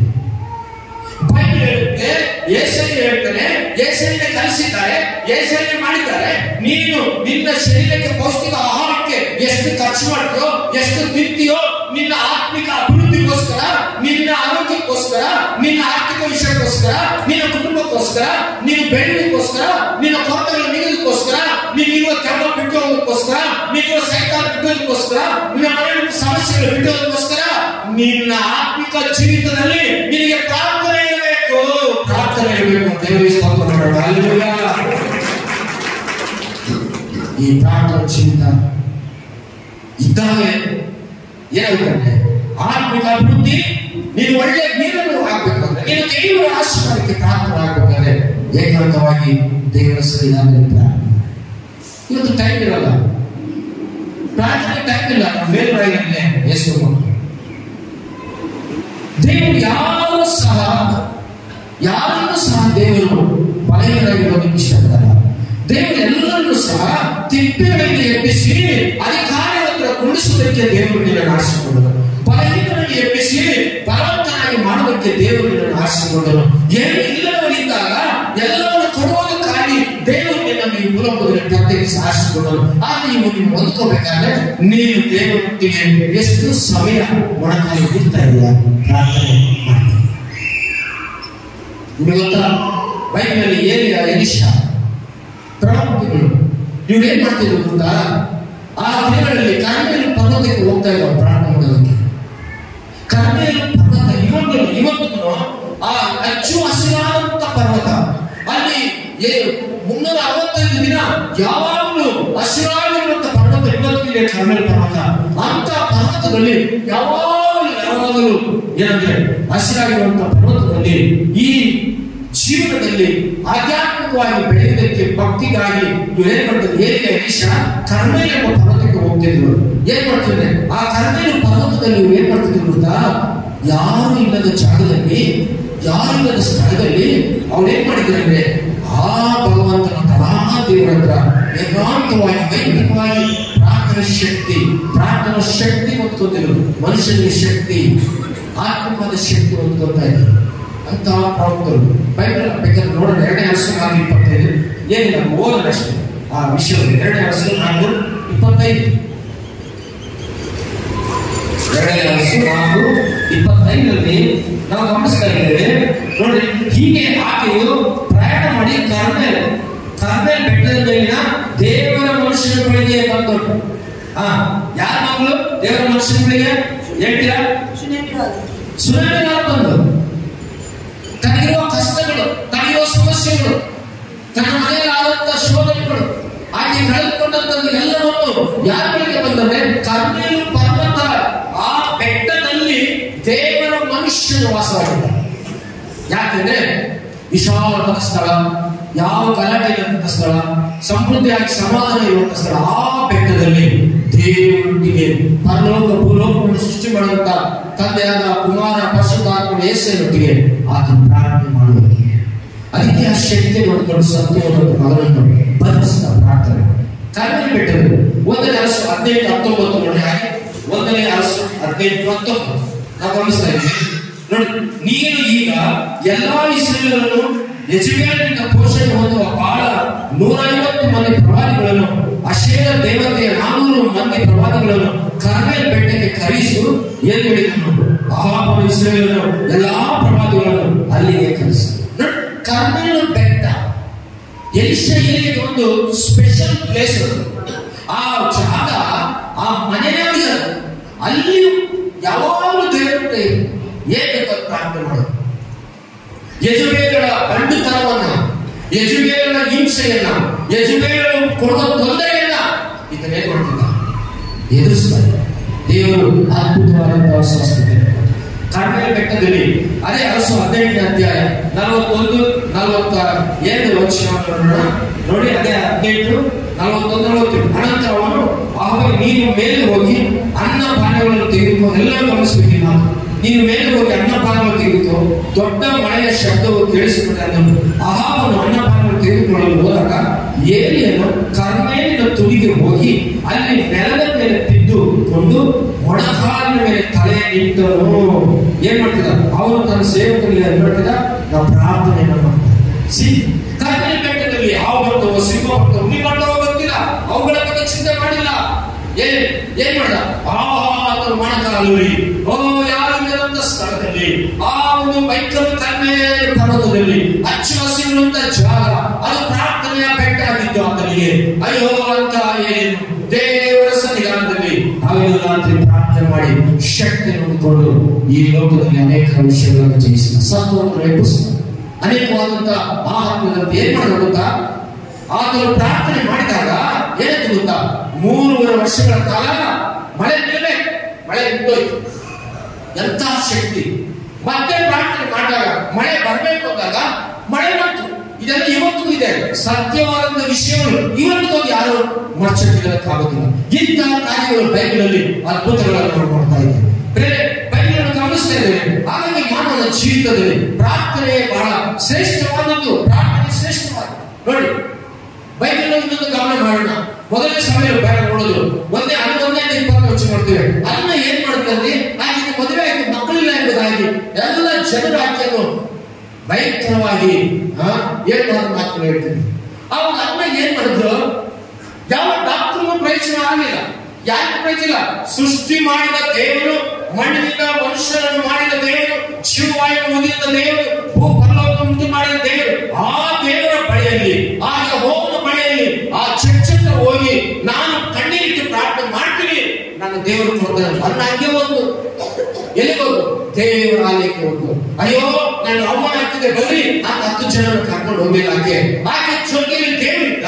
ಆಕೆ ಒಬ್ಬಳೇ ಹೋಗಿ ದೇವರ ಸನ್ನಿಧಾನ ಸ್ಥಾನದಲ್ಲಿ ಆ ಚರ್ಚಿನಲ್ಲಿ ಯಾಜಕರನ್ನು ಹೇಳಿ ಅವಾಗ ಯಾಜಕತ್ವವನ್ನು ಮಾಡ್ತಾ ಇದ್ದ. ಆ ಸಮಯಕ್ಕೆ ಪ್ರಾರ್ಥನೆ ಮಾಡಿದಾಗ ಅಯ್ಯೋ ಒಬ್ಬಳೇ ಕಣ್ಣೀರಿಟ್ಟಾಗ, ಒಬ್ಬಳೇ ಬೇಡಿಕೊಂಡಾಗ ಆಕೆ ಗರ್ಭಫಲವನ್ನು ದೇವರು ಆಶೀರ್ವಾದ ಮಾಡಿ ಸುಂದರವಾದ ಮಗ ಸಮಯವನ್ನು ದೇವರು ಕೊಟ್ಟ. ಹೆಂಗ್ ಬರ್ತವೆ, ಹೆಂಗ್ ಹುಟ್ಟಿದ್ರೆ ಮಗು ದೇವರೇ ಕೊಟ್ಟ, ದೇವರ ಆಶೀರ್ವಾದ ಮಾಡಿದ. ಕಾರಣ ಆಕೆ ಇದ್ದಂತ ಭಕ್ತಿ, ಆಕೆ ಇದ್ದಂತ ಭಯ ಮತ್ತು ವಿಶ್ವಾಸ, ಒಟ್ಟಿ ತರದ ಪ್ರಾರ್ಥನಾ ಜೀವಿತ. ದೇವರನ್ನ ಗಾಪುರುತ್ತೆ. ನಿಮಗೆ ಗೊತ್ತಿರೋ ಹಾಗೆ ಪ್ರೇಮಿಯ ಮಕ್ಕಳೇ, ನಾನು ಮುಗಿಸ್ತಾ ಇದ್ದೇನೆ. ಒಬ್ಬನು ಮರಣಕ್ಕೆ ಪಾತ್ರನಲ್ಲ. ನೀವು ಸತ್ತೋಗ್ತಿ ಅಂತ ಪ್ರವಾದಿಗಳು ಏನ್ ಮಾಡ್ತಾರೆ, ನಿನ್ನ ಇಚ್ಛೆಗೆ ನೀನು ಆಯುಷ್ ಮುಗಿತಪ್ಪ, ನೀನು ಸತ್ತೋಗ್ತಿ ಅಂತ ಏನ್ ಮಾಡ್ದ? ಅಯ್ಯೋ ನಾನು ನಿಮ್ಗೆ ಹೇಳ್ಬಿಟ್ಟಲ್ಲ ಪ್ರವಾದ ಅಂತೇಳಿ ಅವ್ರು ಬಂದ್ಬಿಡ್ತಾರೆ ಜನರ ಹತ್ರ, ಅಲ್ಲಿ ಹೋಗಿ ಇಲ್ಲಿ ಹೋಗಿ ಅಯ್ಯೋ ನಾನು ಸತ್ತೋಗ್ತೀನಪ್ಪ, ಬರಪ್ಪ, ಹಂಗ್ ಮಾಡಪ್ಪ, ಹಿಂಗ್ ಮಾಡಪ್ಪ, ನನಗೆ ಹೇಳಿದ್ರು ಪ್ರವಾದಗಳು ಏನು ನಾನು ಸಾಯ್ತೀನಂತೆ, ನನ್ನ ಕಥೆ ಮುಗಿತು ಬರಪ್ಪ ಅಂತ ಎಲ್ಲೂ ಹೋಗಿಲ್ಲ ಆತನಿಗೆ ಗೊತ್ತು. ಯಾಕೆ ಅದನ್ನ ಪ್ರಾರ್ಥನೆ ಮೀರೋನು ಹೆಚ್ಚಿಗೆ ಅದಕ್ಕೆ ಶಕ್ತಿ ಗೊತ್ತು. ನಮ್ಮ ಲೋಕ ಸೃಷ್ಟಿಕರ್ತ ಕರ್ತನಾದ ಯೇಸುವಿನ ಬಲ ನನಗೆ ಗೊತ್ತು, ದೇವರು ನಡೆಸುವುದು ಆತನಿಗೆ ಗೊತ್ತು. ಎಲ್ಲಿಗೋದರೆ ಆತನು ಒಂದೇ ಮನೆಯಲ್ಲಿ ತನಗಿರುವಂತ ಮನೆಯ ರೂಮಿನಲ್ಲಿ ಹೋಗಿ ಆತನ ಗೋಡೆಯ ಕಡೆ ತಿರುಗಿ ಅಯ್ಯೋ ದೇವರು ಇಚ್ಛೆ ಏನ್ ಮಾಡಿದ, ದೇವರ ಬಳಿ, ದೇವರೇ ನಾನು ಯಾವುದೋ ನಿನಗೆ ತಪ್ಪು ಮಾಡಿಲ್ಲ, ದೇವರೇ ನಾನು ನಿನ್ಗೆ ಎಷ್ಟು ಪ್ರೀತಿ ಮಾಡಿದೆ, ನಾನು ಮುಂಚೆಯಿಂದ ನಿನ್ಗೆ ಎಷ್ಟು ಸೇವೆ ಮಾಡಿದೆ, ನಾನು ಮುಂಚೆಯಿಂದ ನನಗೆ ಎಷ್ಟು ಅನ್ಕೊಂಡೆ, ನನಗೆ ಯಾಕಪ್ಪ ಇಷ್ಟು ಬೇಗ ನನಗೆ ಮರಣ ಕೊಡ್ತೀಯ ಅಂತ ಹೇಳಿ ಕಣ್ಣೀರಿಟ್ಟು ಬೇಡಾಗ ದೇವರು ಮತ್ತೆ ಪ್ರವಾದಿ ಒಟ್ಟಿಗೆ ಕಳಿಸ್ತಾರೆ. ಈಗ ಏಕಾಂತವಾದ ಪ್ರಾರ್ಥನೆ, ಕೋಣೆಯಲ್ಲಿ ಕಣ್ಣೀರಿನ ಪ್ರಾರ್ಥನೆ, ನನ್ನ ಮಗನು ನಿಜವಾಗ್ಲೂ ಪ್ರಾರ್ಥಿಸ್ತಾ ಇದ್ದೇನೆ, ಕಣ್ಣೀರಿಟ್ಟಿದ್ದಾನೆ. ಹಾಗಾಗಿ 15 ವರ್ಷ ಮತ್ತೆ ಆಯುಷ್ಯನ್ನು ನಾನು ಬೆಳೆಸಿದ್ದೇನೆ, ನೀವು ಹೋಗಿ ಹೇಳುವಂತ ಅದೆಲ್ಲ ಎಂತ ಲಕ್ಷ ಇದೇ ಬೊಂಬೆ ಅಲ್ಲ. ಇದು ಹೇಳ್ತಿರೋದು ಅಥವಾ ಯಾರೋ ಪುಸ್ತಕ ಯಾರೋ ಬರ್ದಿರ್ತಾರೆ, ಇವೆಲ್ಲ ನಡೆದಿರುವಂತ ವಿಷಯಗಳೇ. 15 ವರ್ಷ ಆಯುಷ್ಯನ್ನು ದೇವರು ದಯಪಾಲಿಸ್ತಾರೆ. ನೀವು ಎಷ್ಟು ಪ್ರಾರ್ಥನೆ ಮಾಡ್ತೀವಿ, ನೀವು ಆರೋಗ್ಯಕ್ಕಿಂತ ಎಷ್ಟು ಪ್ರಾರ್ಥನೆ ಒಂಟಿಯಾಗಿ ಪ್ರಾರ್ಥಿಸ್ತಾರೆ. ದೇವರನ್ನ ಆರೋಗ್ಯಕ್ಕಾಗಿ ಎಷ್ಟು ದಿವಸಗಳು ಪ್ರಾರ್ಥನೆ ಮಾಡ್ತೀವಿ ಒಂಟಿಯಾಗಿ. ನೀನು ಯಾವ ರೋಗ ಇರ್ತದೆ, ನೀನು ಸಾಯ್ತಾ ಮುಗಿತಪ್ಪ, ಈ ರೋಗ ಇದಕ್ಕೆ ಮುಗಿತು ಅಂದ್ರೂ ನೀನು ಎದುರು ಬೇಕಾಗಿಲ್ಲ. ಯಾಕೆ ನೀನು ಜೀವನ ಯೇಸುವಿನ ನಂಬಿಕೆ ಇಟ್ಟಿದ್ರೆ ನೀನು ಮೊಣಕಾಲದ ಸ್ವಲ್ಪ ಪ್ರತಿ ದಿನ ನೀನು ಮೊಣಕಾಲು ಪ್ರಾರ್ಥನೆ ಮಾಡಿ ಎಲ್ಲರನ್ನೂ ದೇವರು ಸುಸ್ತ ಮಾಡಿ ಬಿಡುಗಡೆ ಮಾಡ್ತಾರೆ. ನಾನು ಮುಗಿಸ್ತಾ ಇದ್ದೀನಿ. ಪ್ರಿಯ ಮಕ್ಕಳೇ, ಮನುಷ್ಯರ ಜೀವಿತದಲ್ಲಿ ಒಬ್ಬ ಕ್ರೈಸ್ತರಂದ್ರೆ ಏನು ಭಯಪಡ್ಕೊಂಡಿದ್ದೀವಿ, ಮಾಡಿರ್ತೀವಿ, ಚರ್ಚೆ ಹೋಗ್ತಾ ಇದೀವಿ, ನಾವು ಕಾಣಿಕೆ ಆಗ್ತಾ ಇದೀವಿ, ದಿನ ಬೈಬಲ್ ಓದ್ತಾ ಇದೀವಿ, ನನಗೆ ಇದ್ದಾಗ ನಾನು ಪ್ರಾರ್ಥನೆ ಮಾಡ್ತೀನಿ, ನೋಡೋಣ ಬಿಡು ಹೇಳಿ ಇಷ್ಟಪಟ್ಟ ಹಾಗೆ ನಮ್ಮ ಜೀವನ ಅಲ್ಲ. ಒಬ್ಬ ಕ್ರೈಸ್ತರು ಇಷ್ಟಪಟ್ಟಾಗಿ ನಿನ್ನ ಜೀವಿತವನ್ನು ಬದಲಾವಣೆ ಆಗಬೇಕು ಅಂದ್ರೆ ನಿನ್ನ ಮೊಣಕಾಲು ಏಕಾಂತವಾಗಿ ವೈಯಕ್ತಿಕವಾಗಿ ದೇವರ ಸನ್ನಿಧಾನದಲ್ಲಿ ನೀನಿರುವ ಯಾವ ಸ್ಥಳವಾಗಿ, ಬೆಟ್ಟವಾಗಿ, ಗುಡ್ಡದಾಗಿ ಅಥವಾ ನೀನು ಬೇರೆ ಯಾವುದೇ ಒಂದು ಸ್ಥಳವಾಗಿ ನೀನಿರುವಂತಹ ರೂಮಲ್ಲಿ ನಿರಾಕಾರ ಲೋಕದ ದೇವರ ಬಳಿಯಲ್ಲಿ ಈ ಪರಿಶುದ್ಧವಾದ ಬೈಬಲ್ ಗ್ರಂಥವನ್ನು ತೆಗೆದುಕೊಂಡು ದೇವರ ಸನ್ನಿಧಾನದಲ್ಲಿ ನೀನು ಮೊಣಕಾಲುರಿ ಅಥವಾ ನೀನು ಯಾವತ್ತೂ ಸಾಧ್ಯವೋ ದೇವರೇ ಅಯ್ಯೋ ಸ್ವಾಮಿ ನಾನು ಒಂಟಿ ದೇವರ ಜೀವಿತದಲ್ಲಿ ದೇವರೇ ಕರ್ತನೆ ನಾನು ಮಾಡುವ ಪ್ರಾರ್ಥನೆಗೆ ನೀನು ಆಲಿಸು, ನಾನು ಉತ್ತರ ಕೊಡುವುದಾಗಿ ನೀನು ಕಣ್ಣೀರಿಟ್ಟು ದೇವರ ಸನ್ನಿಧಾನದಲ್ಲಿ ಪ್ರಾರ್ಥಿಸಿದಾಗ ದೇವರು ಸಿದ್ಧವಾಗಿದ್ದಾನೆ. ಆ ಪ್ರಭು ನಿನ್ನ ಹತ್ರ ಬರೋದಕ್ಕೆ ಸಿದ್ಧವಾಗಿದ್ದಾನೆ. ಆ ಪ್ರಭು ನಿನ್ನ ಉತ್ತರ ಕೊಡೋದಕ್ಕೆ ಸಿದ್ಧವಾಗಿದ್ದಾನೆ. ಆ ರಕ್ಷಕರು ನಿನ್ನ ಕಣ್ಣೀರು ನಡೆಸೋದಕ್ಕೆ ಸಿದ್ಧವಾಗಿದ್ದಾನೆ. ಆ ರಕ್ಷಕರು ನಿನ್ನ ಸಾಲ ಸಮಸ್ಯೆಗಳಿಂದ ಬಿಡಿಸುವುದಕ್ಕೆ ಆತನು ಸಿದ್ಧವಾಗಿದ್ದಾನೆ. ಹಾಗಾದರೆ ನಿನ್ನ ಪ್ರಾರ್ಥನೆ ಬಿದ್ದು ಹೋಗಿದ್ರೆ ಆತ್ಮಿಕವಾಗಿ ಸತ್ತು ಹೋಗಿ ನೀನು ಬೈಬಲ್ ಓದೋದು ಬಿಟ್ಟಿದ್ರೆ ದೇವರ ಬಗ್ಗೆ ಮಾತನಾಡಲ್ಲ. ನೀನು ಆರಾಧನೆಗೆ ದೂರ ಆಗ್ತಿದ್ರೆ ದೇವರ ಆಶೀರ್ವಾದಕ್ಕೆ ನೀನು ಪಾತ್ರವಾಗಿಲ್ಲ. ಇವಾಗ ಮತ್ತೆ ಮುಗಿಸ್ತಾ ಇದ್ದೇನೆ. ನನ್ನ ಜೀವಿತದಲ್ಲಿ ಪ್ರಿಯ ನಾವು ಯಾವಾಗಲೂ ದೇವಸ್ಥಾನ ವೈಯಕ್ತಿಕವಾಗಿ ಪ್ರಾರ್ಥಿಸುವಂತ ಮಕ್ಕಳಾಗಿರೋಣ. ಪ್ರಾರ್ಥನೆ ಮಾಡಿದಂಥವ್ರು ಯಾರು ಬೈಬಲ್ ಭಕ್ತರು ಇದ್ದು ಹೋಗಿಲ್ಲ. ಪ್ರಾರ್ಥನೆ ಮಾಡಿದಂತ ಭಯಂಕರ ಈ ಲೋಕದಲ್ಲಿ ದೊಡ್ಡ ದೊಡ್ಡ ಸೇವಕರುಗಳು ಇವತ್ತು ನಾವು ನೋಡ್ತಿದ್ದೇವೆ. ಯೇಸುವಿನ ಕಾಲದಲ್ಲಿ ಪ್ರಾರ್ಥನೆ ಎಷ್ಟು ಸಮಯಗಳು ಕಟ್ಟಲ್ಪಟ್ಟು ಭಕ್ತರು ಪ್ರಾರ್ಥನೆ ಎಷ್ಟು ಸಮಯಗಳು ಕಟ್ಟಲ್ಪಟ್ಟು ಎಷ್ಟು ಆತ್ಮಗಳು ರಕ್ಷಣೆ ಹೊಂದಿದ್ರು. ಅನೇಕ ಭಕ್ತರು ಪ್ರಾರ್ಥಿಸಿದಾಗ ಇವತ್ತು ಭೂಲೋಕದಲ್ಲಿ ಎಷ್ಟು ಅದ್ಭುತ ಸ್ವಸ್ಥತೆಗಳು ಬಿಡುಗಡೆ ಆಗ್ತಿದ್ದಾರೆ. ಕಾರಣ ನಾವು ಆದಿಸಭೆಗಳು ಏನ್ ಮಾಡ್ತಿದ್ರೆ ಅವರು ಪ್ರಾರ್ಥನೆಯಲ್ಲಿಯೂ ಸಹವಾಸದಲ್ಲಿಯೂ ಆಮೇಲೆ ರೊಟ್ಟಿ ಬೋಧನೆಯಲ್ಲಿಯೂ ಆಮೇಲೆ ಎಡದಲ್ಲಿ ಅಪೊಸ್ತಲರ ಬೋಧನೆಯಲ್ಲಿ ಅವರೆಲ್ಲ ಚೆನ್ನಾಗಿ ಐಕ್ಯವಾಗಿದ್ರು. ಇವತ್ತು ಸೇರ್ಕೊಂಡ್ರೆ ನಮ್ಮ ಜೀವನದಲ್ಲಿ ಬರೀ ರೊಟ್ಟಿ ಮುಡಿಯೋದ್ರೆ ನಮ್ಗೆ ಆಶೀರ್ವಾದ ಇಲ್ಲ. ಸಹವಾಸದಲ್ಲಿ ನಾವು ದೇವರ ಸಹವಾಸ, ಸಭೆಯಲ್ಲಿ ಸಹವಾಸ, ದೇವರ ಸನ್ನಿಧಾನದಲ್ಲಿ ಆತನ ಮಕ್ಕಳೊಟ್ಟಿಗೆ ಪ್ರಾರ್ಥನೆಯ ಸಹವಾಸ, ಇವೆಲ್ಲವನ್ನು ನಾವಿಟ್ಟು ಒಟ್ಟಿಯಾಗಿ ಏಕತ್ವವಾಗಿ ವೈಯಕ್ತಿಕವಾಗಿ ಪ್ರಾರ್ಥನೆ ಮಾಡೋಣ. ದೇವರು ನಿಮ್ಮನ್ನು ನಿಮ್ಮ ಕುಟುಂಬವನ್ನು ಉನ್ನತ ಸ್ಥಿತಿಗೆ ತರ್ತಾರೆ. ಆ ರೀತಿಯಾಗಿದ್ದು ಪ್ರತಿ ಭಾನುವಾರ ನಾವು ದೇವರು ಈ ಪವಿತ್ರವಾದಂಥ ಯೇಸುವಿನ ದೇಹ ಅಂತ ಇದನ್ನು ನಾವು ಜ್ಞಾಪಕ ಮಾಡಿಕೊಂಡು ನಮ್ಮ ಜೀವನದಲ್ಲಿ ಆಶೀರ್ವಾದಕ್ಕೆ ಪಾತ್ರರಾಗೋಣ. ದೇವರಿಗೆ ಮಾತನ್ನು ಆಶ್ರಯಿಸಲಿ. ಇದೆಲ್ಲ ಕುಟುಂಬಗಳಿಗೆ ಬೇರೆ ಸಿಗುತ್ತದೆ. ಇವತ್ತಿನ ಒಂದು ತೀರ್ಮಾನ ವೈಯಕ್ತಿಕವಾದ ಪ್ರಾರ್ಥನೆಯನ್ನು ಮಾಡ್ತೇನೆ. ದೇವರಿಗೆ ಟೈಮ್ ಕೊಡ್ತೇನೆ. ನನ್ನ ಜೀವನದಲ್ಲಿ ನಾನು ಯೇಸುವಿನ ಹತ್ರ ಮಾತಾಡ್ತೇನೆ. ನನ್ನೊಟ್ಟಿಗೆ ಯೇಸುವೆ ಮಾತಾಡಬೇಕು. ಆ ಯೇಸು ಪ್ರಭು ನಿಲ್ಲಬೇಕು. ನಾನು ಎಷ್ಟೇ ಕೆಲಸಗಳನ್ನು ಪಕ್ಕಕ್ಕಿಟ್ಟು ಪ್ರತಿದಿನ ಸಾಯಂಕಾಲ ಮಧ್ಯಾಹ್ನದ ರಾತ್ರಿ ಮಧ್ಯರಾತ್ರಿ ಎದ್ದು ಅರ್ಧ ಗಂಟೆ ಆದರೂ ನಾನು ಯೇಸಯ್ಯ ನನ್ನ ದೇವರೇ ನೀವೊಟ್ಟಿಗೆ ಸಹವಾಸ ಮಾಡ್ತೀನಿ ಅಂತ ಮಾತಾಡ್ತೀನಪ್ಪ. ನನ್ನ ಕಷ್ಟ ಹೇಳ್ಕೊಡ್ತೀನಿ, ನನ್ನ ಕಣ್ಣೀರು ಹೇಳ್ಕೊಡ್ತೀನಿ, ನನ್ನ ಸಂತೋಷ ಹಂಚ್ಕೊಡ್ತೀನಿ. ನನಗೆ ಏನ್ ಬೇಕು ನೀವು ಕೊಡ್ತೀಯ? ಅಲ್ಲಿ ರೆಡಿ ಆ ರೀತಿಯಾಗಿ ಪ್ರಾರ್ಥನೆ ಸಿದ್ಧವಾದ ದೇವರಿಗೆ